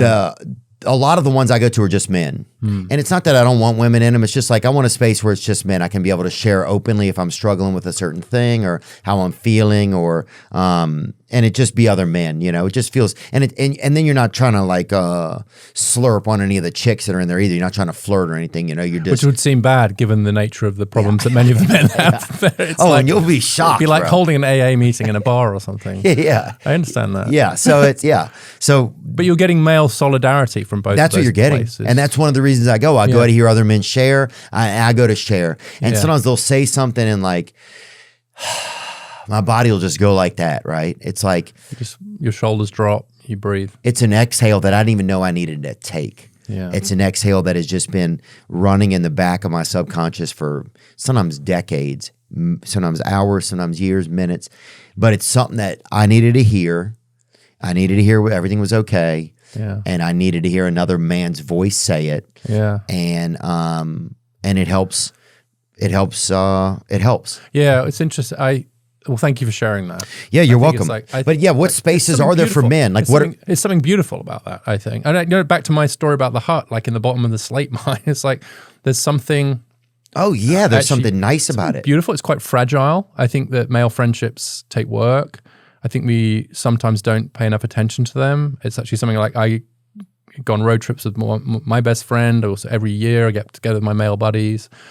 And we go hiking so that we're shoulder to shoulder and just talk and catch up. And that's, I think one of the damaging trends in recent years has been a suspicion of male spaces, right? Of like the boys' weekend, or even some of the institutions. So if you actually go through the institutions now, like the Boy Scouts is not the Boy Scouts anymore. I'm actually a scout leader. I'm not doing as much now, but I used to run a scout group over in the UK and I was a scout, but it's co-ed now. Boy Scouts is co-ed? It's Scouting for America now. And what is Girl Scouts? Or they just joined forces? No, Girl Scouts are still Girl Scouts. No. Yeah. And we can't go over there? The Girl Scouts does not allow boys in. Wow. But Boy Scouts has become Scouting for America. Ladies, that's not even But there's cool. a pattern here. You've got the YMCA is now co-ed, right? Well, no one really thinks about the M in YMCA anymore. That's a good point, huh? Right. Whereas the YWCA, still very kind of focused on women. Boys and girls clubs used to be boys clubs. I think there's one other one I'm thinking of. And it's not that it's always bad for things to be co-ed. It's not that you also don't want institutions for girls and women. But what we've got now is a situation where we're actually really very often applauding having these spaces for girls and kind of women to have female solidarity, work together, grow together. But we're really suspicious if it's men doing it. And I get why, right, because of our history. But I think that as a result, we've actually deconstructed a lot of these institutions where actually boys could learn from other boys and from men and so on too. And so I think that turning the Boy Scouts into Scouting for America and taking, not for it being, I think we'll look back on that and just say, that was a bad decision. Kind of emasculating in a way. It's just like, why can't, I just think about my own experience. Why can't we meet? And it's not like I went to a co-ed high school, but actually the fact that I was able to go to Scouts and there would be guys there and we could learn from each other. And weirdly, I actually think that male spaces are where you can help men to learn some of the not traditionally male attributes like caring and nurturing and love and expressing that stuff. It's just easier. Right? Or on a male sports team, right? Like you're learning love, you're learning comradeship, you're learning solidarity, teamwork. You're learning, exactly. And I just think that's a bit, and it probably is true for girls too, that kind of learning some of those skills that maybe go against the stereotype about girls, like learning to be more assertive maybe, or competitive, etc. Like you generally don't have to encourage a bunch of boys to compete with each other.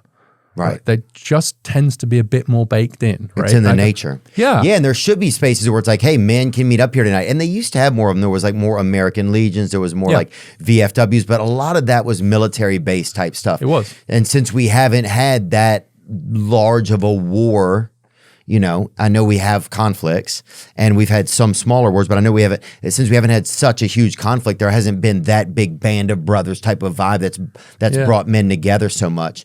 And then also even and I'll go even as far to say if you're a white male, right? Like there's spaces for black males, Latinos, Middle Eastern clubs, there can be all types. But if you're a white guy, you just are fucking a loser. You're looked at as, you're pointed at a lot of times, it feels like by the media as like a loser, as part of the problem, as the creator of the problem. I don't think a lot of that energy is also good in our country when we have white males in our country, and it's, you can't make also white males feel like they don't exist, because also a lot of white people didn't have a lot of like, yes, I know there's privilege, but if you grew up with nothing, you didn't fucking feel any privilege sometimes. In fact, being white and having nothing, I would get looked at personally as, why the fuck don't you have anything? How did you fuck this up so bad? Like something really must be wrong with you if you have the right color, but your family can't even get shit together enough. Wow, what a loser. And I'm not speaking against any other group, but I'm just saying sometimes, there's not a rep, there's no one, you're not allowed to speak up for your own group just because of history, and that doesn't feel super fair sometimes, I think Does that seem crazy or not? It feels to me, as a new American, I've learned a lot about the history of racism in this country, and particularly for Black Americans. I feel very strongly. If I start starting slavery shit, right? Gun me down. But also like civil rights. But if I'm just playing fantasy football and trying to take care of a family, fucking let me be somebody. Again, I think the way I see this is that it's part of a more general problem, which is to be able to hold two thoughts in your head at the same time, which is, it is true that America has this history of racism and that there are still some racial issues that we need to deal with. And Britain started it. Right? Yeah, we polished it up a little, I'll agree. But other people started it too, you know? Yeah. And the first slave, I think, was, who was it? Who was the first slave ever in the history of time? It was in the Bible, wasn't it? Well, there's lots of slaves in the Bible. There you go. So the U.S. has a uniquely terrible history when it comes to slavery. Yeah. In modern history, right? That is true. Yeah. That is absolutely true. And has an issue around race. Absolutely true. Still issues around race. Yes. Still issues around gender equality. Yes. And if you're a white guy, particularly from a low-income background right now, you're actually at the highest risk of suicide. Right? And your economic prospects compared to your father have seen the biggest drop. Okay, so two things can be true at once. It can be simultaneously true that we've still got to deal with these issues and that we have this history, and not throw anybody under the bus. Oh, yeah. Right? No one has to be left behind. We have to rise together. We have to think about a way in which, like, and class is a big part of this, I think. Like, what's very often missing, it's weird for me as a Brit coming to the US. One of the things I really noticed is that the US has a class system, which I think is every bit as brutal as the British one. The difference is Americans, we pretend that we don't have a class system. Oh. The Brits don't hide it. We have a king now. I always forget. King. We have an aristocracy. We have knights. We have all kinds. We have all kinds of, like, we're obsessed with class in the UK, where I come from. Right. It's one of the reasons I ran here. Right. One of the reasons I loved America was there was less of it, but. Like the US has a class system too, and if you look at like trends for men, it's really working class men, right? It's men like who maybe didn't do so well in school, maybe haven't got a college degree, from poorer parts of the country, etc. Those men are the ones who are suffering the most, right? From suicide, from substance problems, mental health problems, family problems, employment problems, right? Those men, like, they're really struggling, and that includes white men as well as Black and Hispanic men. That's a class issue, not a race issue. Yeah. And I think that quite often in the US, people are more comfortable talking about racial inequalities than they are about the overlapping class inequalities, because most of the people talking about this are at the top of the class hierarchy. Oh, yeah. Well, and a lot of it's to our media. Our media is usually very well-off people, and they're like, let me break out the racism drum and beat that when it's on. And of course, those things need to be addressed. But if that stuff becomes the only sound you hear, then you guys are going to then everyone is going to continue to dance the same dance. That's the point. And so I think that's where we're missing some of the evolution. But I think that that's starting to change. It's why people are sick of Hollywood and everything that they've created for a while. Like that point you just made, if that's the only sound you hear, I think that's the point. What I've discovered in my family, my extended family, through my wife, etc., we have a lot of political diversity, right, and a huge amount of class diversity. My wife is from a much more working class background than I am, even kind of in the US on the Maryland Pennsylvania borders where she grew up. Oh, yeah. A lot of diversity, and actually, what I've kind of found in talking to a lot of them is that, like, they actually are significantly more tolerant about a lot of these issues than probably the mainstream media would think. But they're becoming. But if that's all they hear, they need to hear the other bit as well. Right. And I think this is kind of, if we can move from or to and, right? So on gender, like, all this stuff we have to do is still stuff to do for women. I don't think there are enough women in politics in the US. I would love us to have a female president. I think we need to do more around kind of women in certain occupations. Sure, yes. And we've got to tackle the male suicide crisis, and we've got to figure out why boys are doing so badly in schools, and we've got to figure out why male wages have been flatlining for decades, right? It's an and, not an or. Yeah. But there are too many people out there who have a vested interest in making an or. So men are struggling. Why? Because of women, right? We're going to blame women and blame feminism, blame the progressive. No, that's not it. Or women are struggling, and kind of, you know why? Because of the men, because of patriarchy and toxic masculinity, etc. It has to be or, and that's where the clicks are. That's where the money is. That's where the speaking gigs come from. That's where your ratings come from. Is if you can position it, find a villain, find someone to blame. That's where you get drawn, but it's almost never true. Right. Well, a lot of times now the lens is the villain. That's the thing that I've started to realize. Find the villain. The lens is the villain. And we didn't realize that we were being forced to look through this lens for so long because our media has just been the same. It's been so commandeered, and so now it's becoming freer. And I think that that's scaring kind of like the powers that be. I think it's one of the reasons why they don't want TikTok taken over. They want to force a sale of TikTok. They're afraid that it'll share truths that they can't hold, anymore. Right. But but I've been thinking a bit about the role of podcasts like this one and others, and I'd be interested to actually just ask you about this, because one of the things I've been thinking about is the way in which these are very freewheeling conversations, right? They're very, like, we're talking. So there's a thought, we have a theme we're going to talk about, but what you've got is usually two people thinking out loud and trying to learn from each other and trying to say stuff. And sometimes you try and fact check what you're saying, but like this is a very different kind of environment to like a classical media interview, right? Yeah. Where you've got your points, you've got your bullet points, it's much more, and I think a lot of people are really attracted to it, maybe especially young men. I think maybe they kind of like that sense of like, we're just trying to figure this out, right? We're having a conversation. And it feels that shoulder to shoulder vibe in a way. It does. It does. It feels more like and almost like they're overhearing, like we're overhearing a conversation, right? So I know this is a little bit weird to be talking about our conversation, but I don't know what you do. It's not just like a different media outlet. It's like a different way of doing. Well, because at a certain point right? you can't hide. It's like, I think there has to be some bit of enough of you will be revealed. It's like even sometimes I feel like if I don't fact check certain things and I'm learning how to have certain conversations, like people will get an idea of who I am or who you are by listening to us for a certain period of time, and then they can make a fair judgment for themselves. And it doesn't even have to be a good or bad judgment. We're not saying that either one of us is good or bad.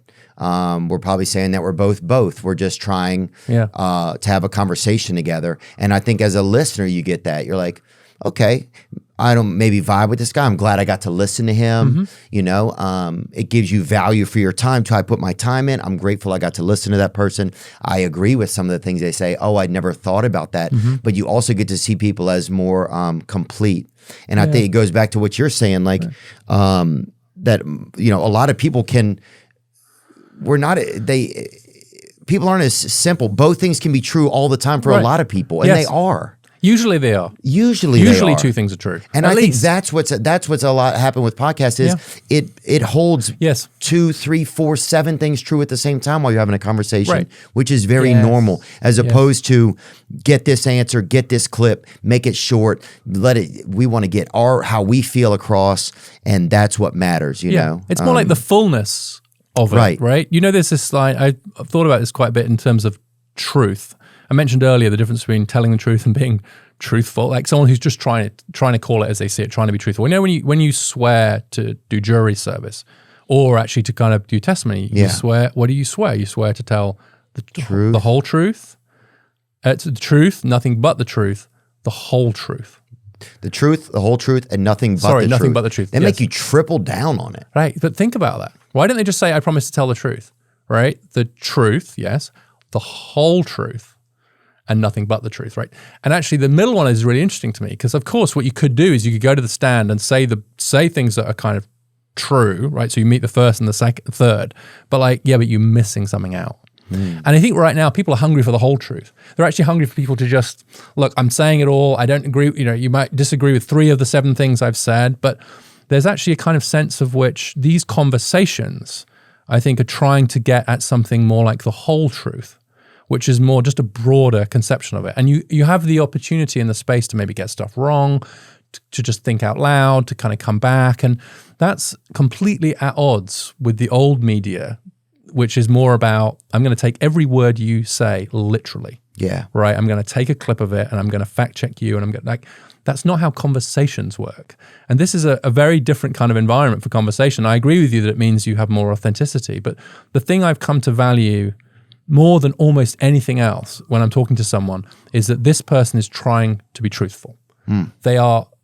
they're being on it. They're looking stuff up. They're trying to figure. And if I say to them that's not right, it's this. They go, oh, interesting. I'm going to choose. And same with me. And I'm just aspiring to try and be truthful in everything that I do. And if I get it wrong, I want to be told I'm getting it wrong. But I just want to try and be as honest as possible. Yeah. Yeah, and I think then it makes it not about you. It makes it about this greater presentation of like, let's just be as honest as we can, right? And learn from each other. So one of my weird backstories is that I am a massive fan of John Stuart Mill, the 19th century British liberal philosopher. So much so that I ended up writing his biography. John Stuart Mill. Let's bring up a JPEG of him. This is just making my day, I got to tell you. Oh, wow. He also was the first person to introduce a bill to give women the right to vote in the UK. Obviously, he was trying to get laid, too. Undeniable. That, in his case, was almost certainly not true. Although I spent a lot of time... Really enjoyed men? I spent a lot of... No. He was just... Well, the truth is that he had a woman he was in love with who was married to somebody else. Oh. And so it was an unrequited situation. And so I spent quite a bit of time around that. But he had this lovely idea, which is that we learn from each other, right? We said we share the truth between us. And he said that when you're arguing with someone, disagreeing with someone, try to imagine that you're both trying to climb to the top of the same mountain just by different routes. And I love that idea. And when I'm trying to debate with someone now, if I'm disagreeing with someone, I'm like, I think I'm trying to get to this. They probably have got some truth that I don't have, and that's great. But also, let's start with the assumption that we're trying to get to the same place. Yeah. Right? And you've got a different view about it. So if I'm arguing with a conservative who says it's all about marriage, right? We've got to get everyone back to marriage. And I'm like, I'm a bit skeptical about that. I don't think that's because that person's a crazy right-wing misogynist who wants to kind of entrap women again. I think they want a better life. I think they want better families. I think they want happier children, which is what I want. Right. So we're just arguing about the means. It is kind of interesting how you can have two people that want the exact same thing. One will say that they're this side, one will say they're that side, and they cannot agree on shit. Right. I don't understand. There's some minutia in there that I can't even figure out. Yeah. Because they'll want the exact same things. They could even write, these are the three things I want. And the other side will write, these are the three things I want. Yeah. But if they don't each say that they're on the same side, then they will find a way to disagree. No, because they want to disagree, because at that point, that's become kind of a bad form of tribalism. There's this really interesting, that's one of the things that really has disturbed me about political trends recently is the clustering of ideas now. And so actually now if you're on one side or the other, you have to agree with. I agree. And so it used to be more possible to kind of I agree with that side on this and this side on this and whatever. And everyone was a kind of different mixture, right? The idea that anybody is going to subscribe to all the views on the left or all the views on the right crazy, is dystopian, terrifying, and no one even knows all of them either. Right, and they're also distorted anyway. Yeah, and then if they're told, by the way, that policy idea is being proposed by your guy, then they suddenly support it. Right, and if it's being proposed if it's being proposed by the other guy, you're suddenly against it. And so what's actually happening now is you're defining your position based as much on, well, what does he think? Because I don't like him, and I'll take the other view, right? So you saw this massive swing towards being much more pro-immigration, for example, among Democrats after Donald Trump came to office in 2016, because he was so anti-immigration. Right before that, Democrats were pretty moderate on immigration, but they suddenly became really, really pro-immigration. Why? The only explanation why is because he was so anti it. And you see it in both directions, right? You can see. Yeah, I mean, some people say also though that they wanted to load states up so that they could create more voters in certain states. You know, I've never understood that argument. Really? Yeah, because they can't vote. Right, but if you legalize them, if you just bring them in and then you find quick paths to legalization, then they would be able to vote. Well, one thing I will say, I hope that if that idea is still out there, that the results of the last election kill it for good, because we saw a massive swing to the Republicans among Hispanic Americans. And given that most of the immigrants that people are worried about are from Mexico and Southern America. I don't know if they are, though. I think a lot of the immigrants that we're getting are also from, they were getting so many Haitians and stuff. Right, but they're not reliable Democrat voters is my point. Right, so any idea that the Democrats are trying to do this because they think, well, if we bring them all in and then legalize them, yay, well, that's not true. Right, the idea that those groups are just going to reliably vote Democrat, that has gone out of the window. I don't know. I think if I come in and somebody's feeding me, the first hand that feeds me, that's probably the hand that I would think that I'm going to cater to. I don't know if that's a definite thing that they were doing. You know what I'm No, saying? It's no. hard to say if it is or isn't, but letting 21 million immigrants in, you know, I mean, we had 2 Border Patrol agents on and they said it was a nightmare for them. You know, it was a nightmare for them and their families, the stress that they went through, the fact that they would just have to get an agreement from somebody, that they would come and meet the agent, like a middle person. They would like have like a connection piece to America, and they'd have to sign an agreement that they would come back and meet that person at a certain time or place and never show up. And then there's no trail for them. It was the plan was not, there was no plan, it felt like. Right. That's a better explanation than that there was this secret plan to create millions of voters. Yeah, I don't know if there are or That's not. no plan is better. And again, it's an example of like the extremes winning, right? It's like, actually, most people have probably got pretty moderate views on immigration, or at least used to, which is we should control our borders, which is not a controversial idea in any other country in the world. Because you can't know a business unless you know the inventory, right? How can you do anything? Yeah. It's not like the idea in any European country that like people should only be there legally, like every European country thinks that, right? So it's not, of course, we've now had so many people come in that we've got a different problem, but we should secure our borders. We should actually have pretty good legal immigration systems. I'm biased. I agree. I'm biased. I'm an immigrant, but like good legal immigration has been great for this country. Yeah. Properly controlled legal immigration, good, right? And so Agreed. the idea that you're either for or against immigration strikes me as completely dumb.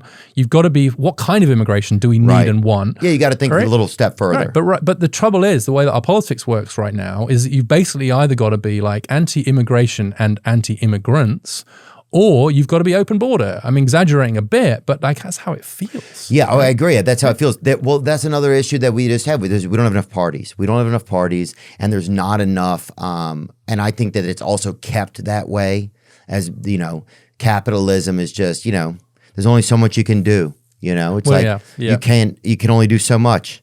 And then there's a lot of darker forces at play, I think, that just care about finances on no matter what side of things you're on. And then I don't even know if America still owns itself anymore, to be honest with you. I feel like we're just a LLC of the Middle East sometimes, but, you know, different people think different things. The thing that I worry most about is that we lose our sense of optimism. I agree. That's the next thing to go. And when that goes, it gets that's really bad bad for any country, but I think it's virtually existential for America because like one of the things that people always say about Americans, they're like, oh, they have no sense of history, you know, whereas like in Europe, like all we think about is history, right? Like in the UK, one of the things I ran away from is just like, it's always Winston Churchill and World War II and World War I and the War of the Roses. And I have relatives who fought in those wars. I'm not like they're important, but like we're always looking back. Basically, Europe feels like it kind of has been looking in the rearview mirror, right, for centuries. Whereas Americans are like, yeah, that happened, that was interesting, but we're going there. We're going to the moon. We're going to wherever. We're going like we're going to build a better economy. There is this thing about like looking forward, which I've always loved about America. It's one of the reasons I wanted to come here. It's one of the reasons I finished raising my kids here. It's like that future orientation. That Corvette. And I worry about that on both sides now, right? I don't like you have American carnage, you know, from the right, and you have climate catastrophe from the left. Take your pick. But that catastrophizing, that sense, for the first time ever, we're seeing people now say that they are not confident their kids will be better off than them.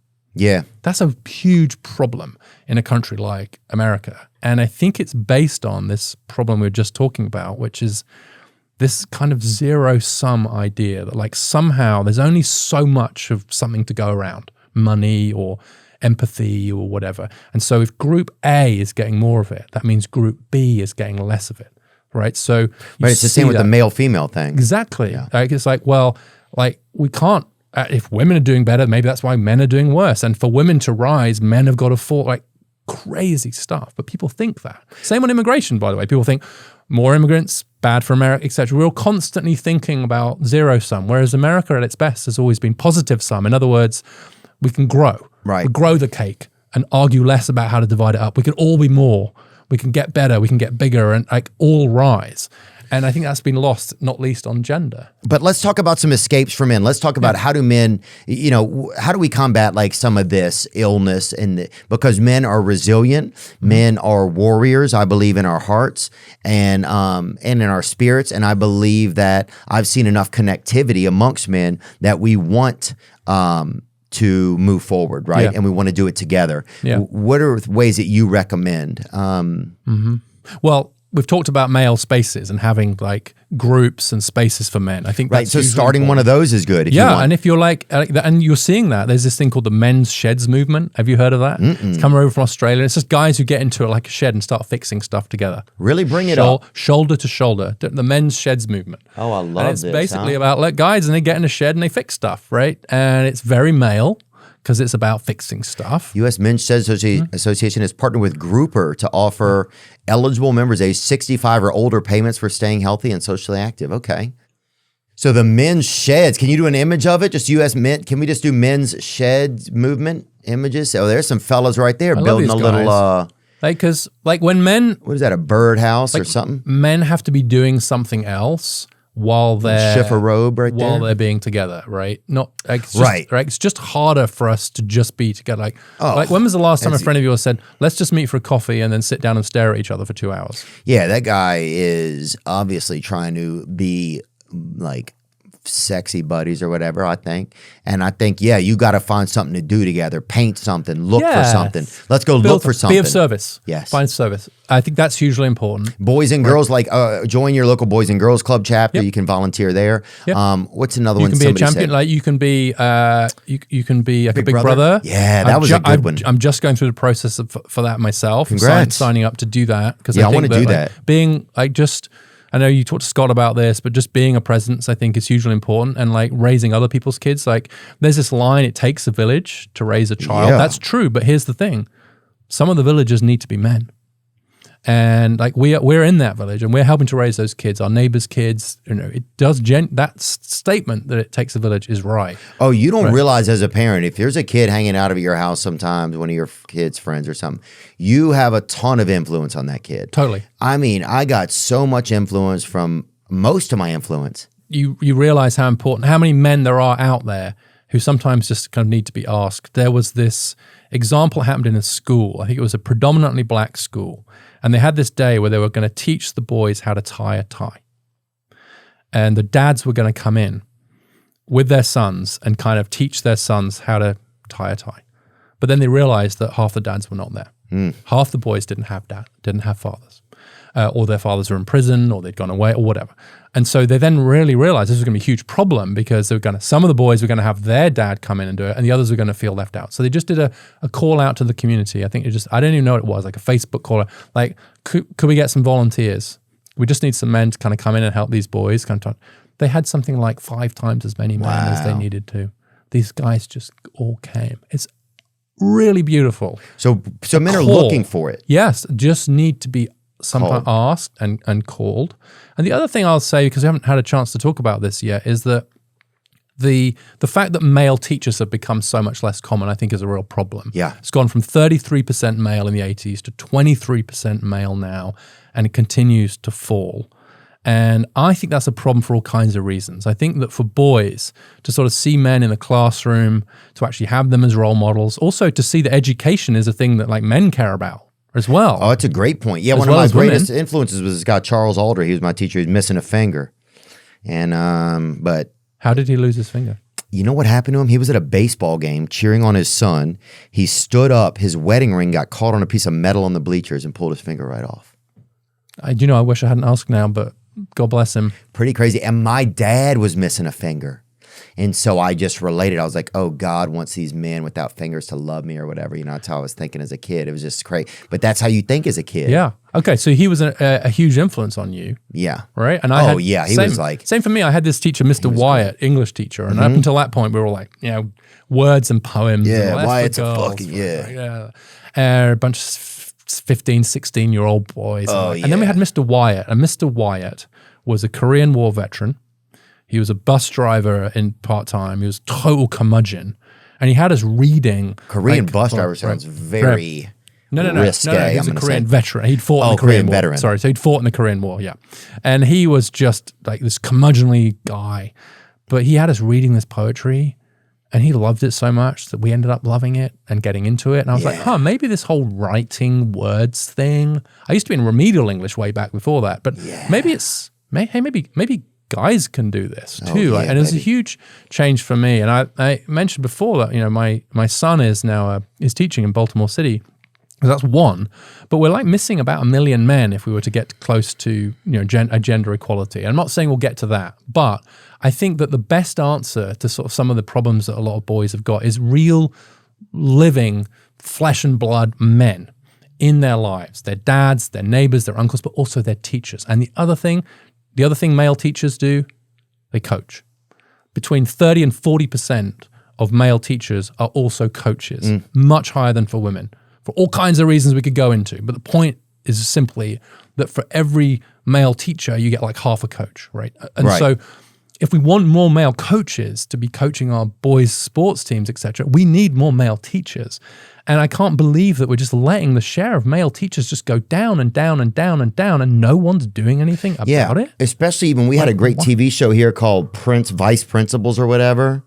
And that shit you'd think would have helped. It was with Danny McBride was in it. How long ago was that? It's a couple years ago, so it might help a little bit, but definitely it might have upped the vibes of some of these guys being teachers. And also, like Abbott. Do you know Abbott Elementary? Yeah, people like that TV show. That's got a bunch of male teachers in it too, which is like so maybe you just need to influence that. Like I remember when I was a kid, they had Coach was on and stuff like that. Yeah. But I guess it didn't really resonate that much. But they had like what was that TV? Dead Poet Society or whatever. Yeah, they had that Robin movie. Williams. Yeah. But I guess there was the one with they set up a Tech of Man's. Who's that guy? Malcolm L. Jackson or whatever that guy's name was. No, it's he looks like kind of older, but still. They said it would take a man 600 years to get out of this here prison. You know what I'm talking about? He talks like that. No. He's That was a good accent, but I don't know. Thanks. He's in Shawshank Redemption. You know what his name? His name's like Morgan Freeman. He played a school teacher. Really? Lean on Me. It was called. Yeah. But also this new one.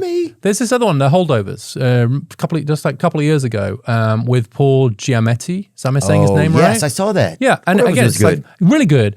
And what those things have in common is there's this kind of this relationship between this kind of older guy, this kind of younger man, and they kind of learn from each other, and they go through some stuff together, and it's like it's really beautiful. Yes, it was. That's a cool point. That's a great movie. And it's kind of I was really pleased to see that because it came up again with this thing. But one of the things that really frustrates me is that people will say, "Oh, boys need more. We need more positive male role models." And I'm like, we do. It's actually you can't create them out of thin air, right? You can't just like add water and create male role model.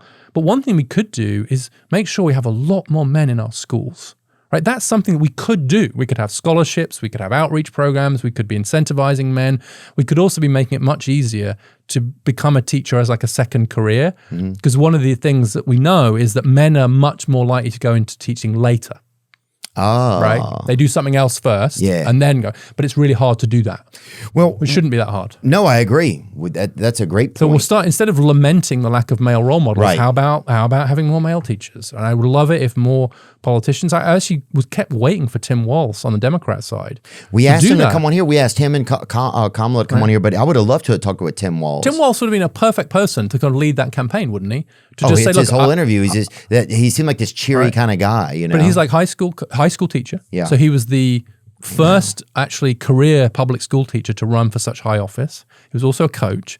Imagine if he'd done a campaign around, like, we want to recruit more men to teaching. We want more men teaching, coaching, helping, like a really positive pro-male campaign. I think he would have been an amazing spokesman for that. And I think it could have been bipartisan. I think he could have found some people on the right that would have agreed with that.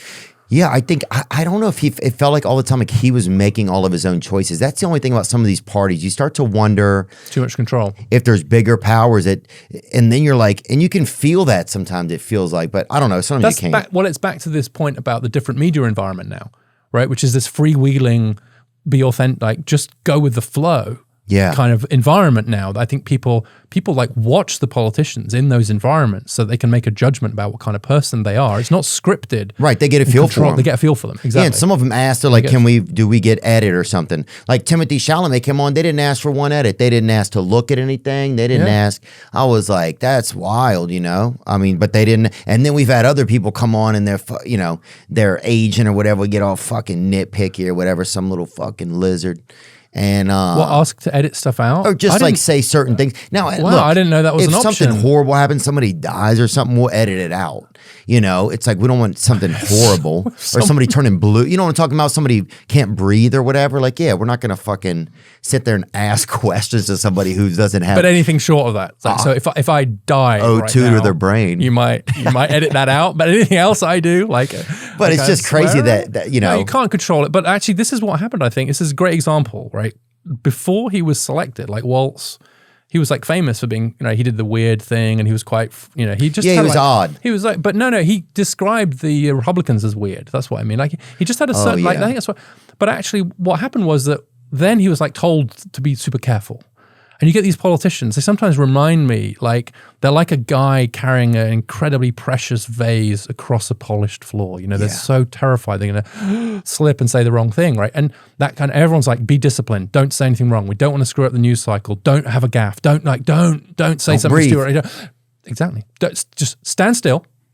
Don't say anything. Hope for the best. That's crazy. But I do think that was the old politics. I think it was all about message discipline. And I think that the Waltz before the pick and the Waltz after the pick, if you watch them, they're totally different. They're totally different people. I know. I still wish he would come on and talk to us. We maybe still he try will to now. get. Maybe he will now. That's a good point. I'm going to reach out again. Yeah. We even tried to get Kamala after to see if she would come on and talk to us because that's the only thing. I just felt like you don't know who some of these people are. You know, it's like, and not even that you do after a conversation. They're still a politician, right?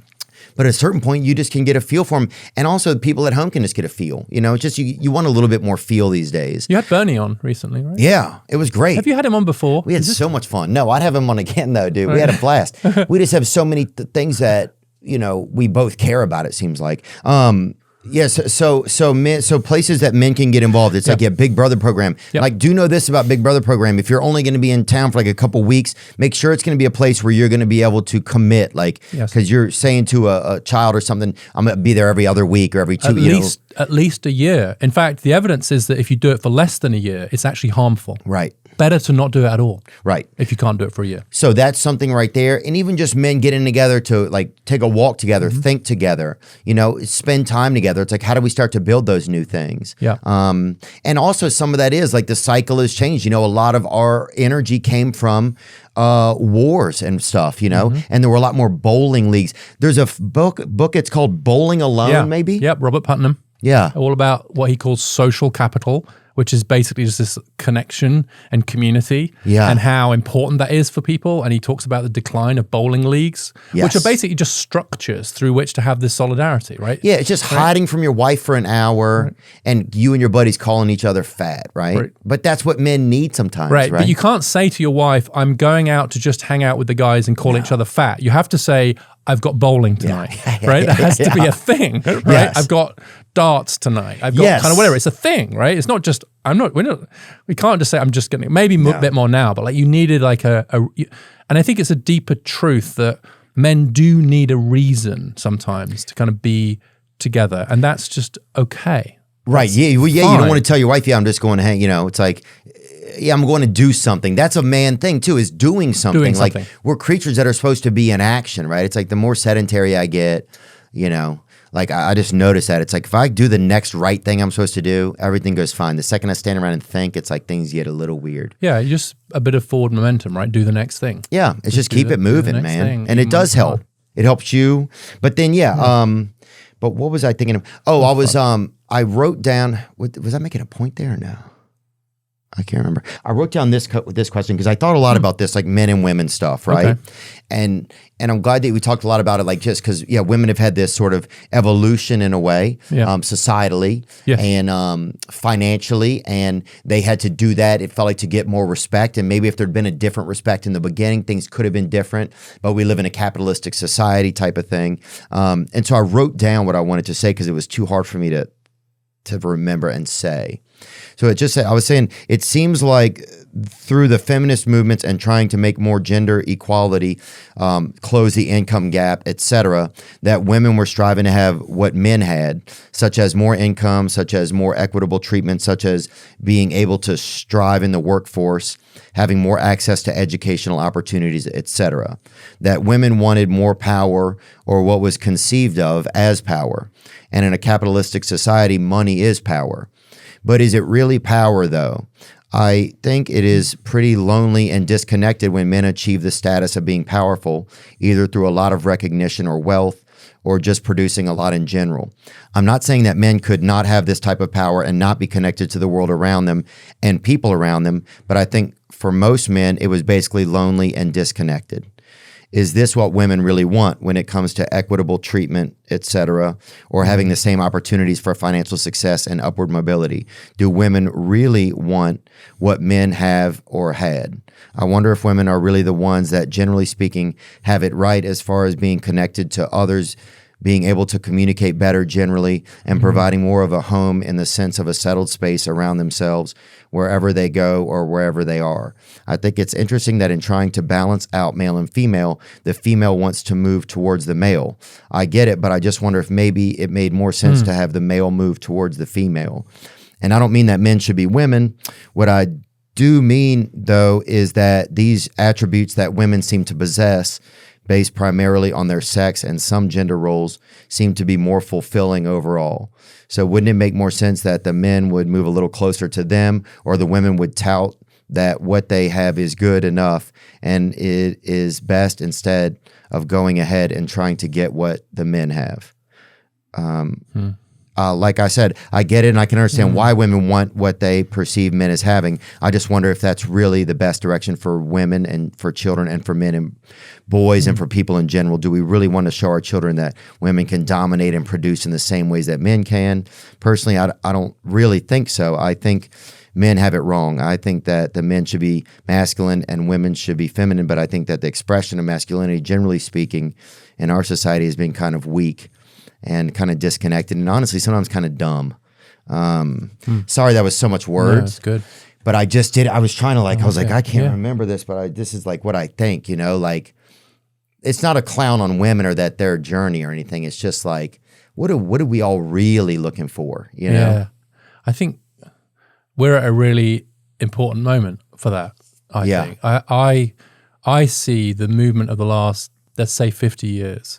As largely being about women trying to get more economic independence. Right? I don't really like the language of power around this, because it tends to presume that it's like power of person A over power of person B.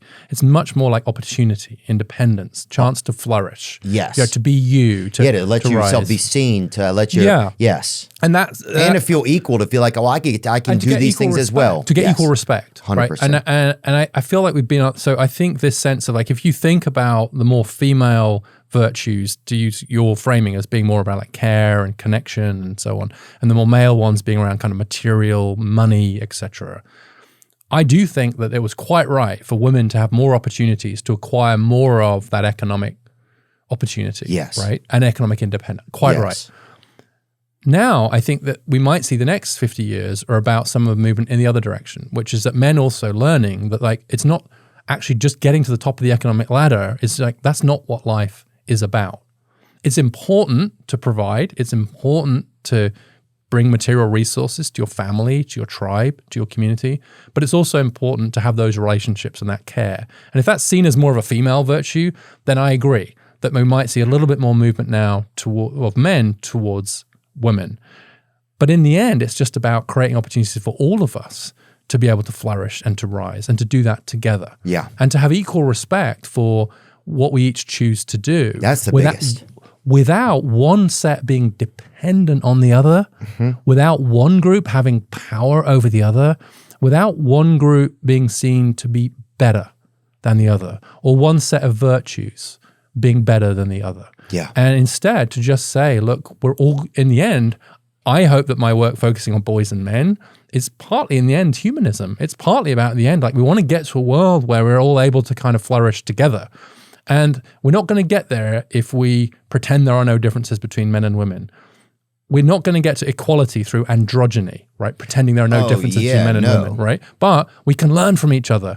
And isn't that amazing? Isn't that an amazing opportunity? And so I think the opportunities for men now to kind of grow and expand our roles as fathers, as coaches, as mentors, as community leaders in the home, in the community, whilst also, I think, building staff and providing, in other words, reforming masculinity rather than ditching it and saying we don't need masculinity anymore, or somehow trying to get the old kind of masculinity back. So I think when I'm feeling optimistic, and it's good to be optimistic sometimes, I actually think what we're experiencing now is like the birth pangs of like a different way. Yeah. Right? And I think it's all been about women up until now, and I think that's understandable. But I think the next few decades have got to be about how do we help men as well? How do we help men rise, not instead of women, but with women, and women rise with men? Yeah, and how do we just, and evolution takes pain, it takes discomfort. Yeah. For everyone. Change is hard. Yes, change is hard. And also I think though, you look at like people having the time to do things in the evenings and stuff, it's like we create, like a lot of people live in separate households. I talk about it with the holidays. The holidays are a bummer a lot of times now because you got to go visit. Both your parents have been married 2 times and divorced. Now you're visiting 6 people or something you're dividing your Christmas up. It's like we're dividing up the comfort we had, and it's becoming a nightmare because you're having to drive so many places to see so many people. But I think the spirit of what you're saying throughout this whole conversation has been about equal empathy and respect for men and women. And I feel like there was probably a time when, like, if women complained about stuff and wanted more power, men would be like patronizing or maybe roll their eyes at them a little bit, like, oh God, off she goes again, right? But I now think the opposite is happening. I think when we talk about some of the problems that men are having and men saying, I'm struggling, I'm trying to figure this out, there's sometimes a tendency for people to roll their eyes and just say, well, get over it. And neither of those responses is good enough. We need to kind of look each other in the eye and just say, look, I'm here for you. Let's figure this out together. Yeah. And not pit us against each other. The thing I really worry about is, particularly politically right now, that we're somehow going to end up, young men and young women, seeing each other as somehow not on the same team, as against each other. You see this growing political divide, cultural divide, less dating. I think it will be really bad news if we don't see young men and women seeing that their interests as being more aligned than in antagonism with each other. Yeah, well, politics is it's a societal structure. And I know it's at some point it's something you need for diplomacy and stuff, but I feel like it's been so commandeered. I don't think most people even know what it is anymore or don't believe in the sanctity of it. But I do think that in the end, that other humans are your real government. Mm-hmm. Your neighbor is your government. It's norms. It's the atmosphere. It's the your tradition, whatever. And I think it is. Men need to just wake up, shave, put on a clean shirt, and be ready for whatever blessings do come or the things that they create for themselves too. I think some of it is like just showing up for the day in the world. But also we need to, if we could, it would be nice. We need to, what the fuck do I know? But it'd be nice if families were together and that, that everybody didn't have all these separate homes to go. It was just, everything didn't feel so divided. Yeah. I feel like even managing a life feels very dividing for a kid when 1 week they're here, 1 week we're That's there. hard. And then the parents are separate and they probably sit there, maybe they go but they wish maybe they'd have been able to figure, I don't know. What do I know? I think I romanticize a lot. But it can be like, the key thing is the relationships. Right, that's like, I found this very interesting study that said that kids whose father is not resident with the mother, doesn't live with the mum anymore, but has a good relationship with them, they do better than the kids whose dad is with them, but they have a terrible relationship with. And so it's like it's in the end, it's the relationship that matters. Yeah, like your point about like care and nurturing. Sometimes I think we obsess about the structure and we don't actually think, no, actually what really matters here is the substance. Yeah. What's the relationship like? And so one of the reasons I feel so strongly about that is because so many kids now, like most kids to parents without college degrees are born outside marriage. Most. Like that's the norm outside of the college educated class. And so I don't want to say to those fathers, oh, well, sorry, you've already failed. Right, I know you don't. Right, that's you don't bench the dads, right? Good point. Right, and so it's incredibly important that fathers hear the message that they matter in their kids' lives. Yeah, that's a great point. Whether or not they are with the kid's mother, and in some ways, if they're not with the kid's mother romantically anymore, the father might be even more important. Right? Yeah, because there's a good chance that kid's going to be struggling in other ways, and so there is no hall pass for fatherhood. If you become a father, it doesn't matter how you ended up having that kid. You have a moral responsibility to be there for that kid. Amen. Period. That is not a negotiable. Now, you may or may not be married to the mom, and I'm not saying it isn't easier, but to be married to right, but that doesn't really make it different always. No, and also don't point at these dads who, for whatever reason, are not married to the mom and blame them. Yeah, you're somehow. Right. Yeah. Right? I think I just have this romantic view, but yeah, I think if being a father is just being a father. It's like, and it also, and what do I know? What the fuck am I even talking and it about? never ends. I mean, I'll say that it doesn't end with being a father. Like one of the, I mentioned my own father, my dad earlier, and watching him as a grandfather to my sons has also been an extraordinary experience and made me think about, I'm already thinking about what kind of grandfather I'm going to be. Right? Wow. My sons are all in their 20s now, from late 20s to early 20s. And so that's the next stage for me. And I'll tell you, like one of my sons really struggled in high school. He's the one who's now become a teacher. And when he went to college, he chose to go to college back to the UK, but not just back to the UK. He went back to Cardiff in Wales, where my parents live, because he wanted to be near my parents. And he told me once that on a day when he was if he was really struggling, he'd get out, just some mental health issues, whatever. He was really struggling. He could look, when he was walking to his lectures at college, he could look to the north, and a couple of miles north, there's this big tower of a hospital right next to where my parents live. And he said to me, even on a really bad day, I know that I can look up there, and I know that Grandpa's there, and if I need him, he'll come. And I thought, I want my grandsons and granddaughters saying that about me one day too. And so the point is, like, as parents, you do the best you can. And then as grandparents, you help out. And then as uncles or nephews or neighbors or mentors, you kind of help out. But it never ends. And that's not a bad thing. It's a good thing. It's a beautiful thing. And I as a father, to see my father being such an amazing support for my son. That's interesting.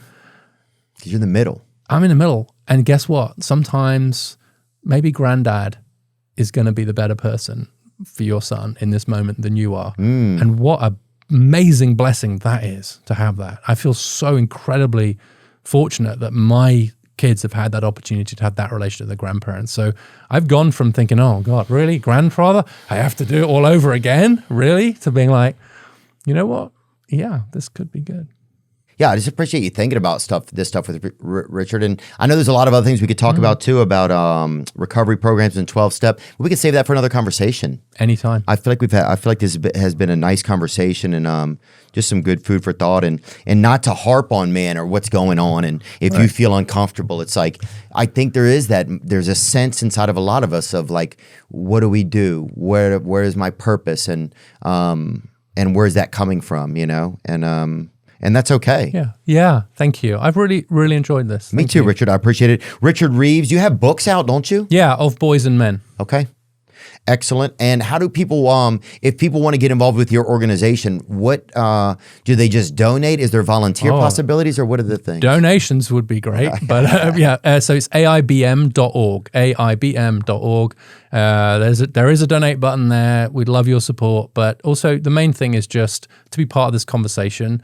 And let's have a positive conversation about boys and men without putting down women and girls, and just love the men and boys in your life. That's the mission I'm on. I feel called to this work now, and I'm excited to be part of it. I love hearing about it, man. I appreciate you just being patient with me to today while we just kind of had this conversation. And this was a great practice for me, and just like learning to talk and think about things together.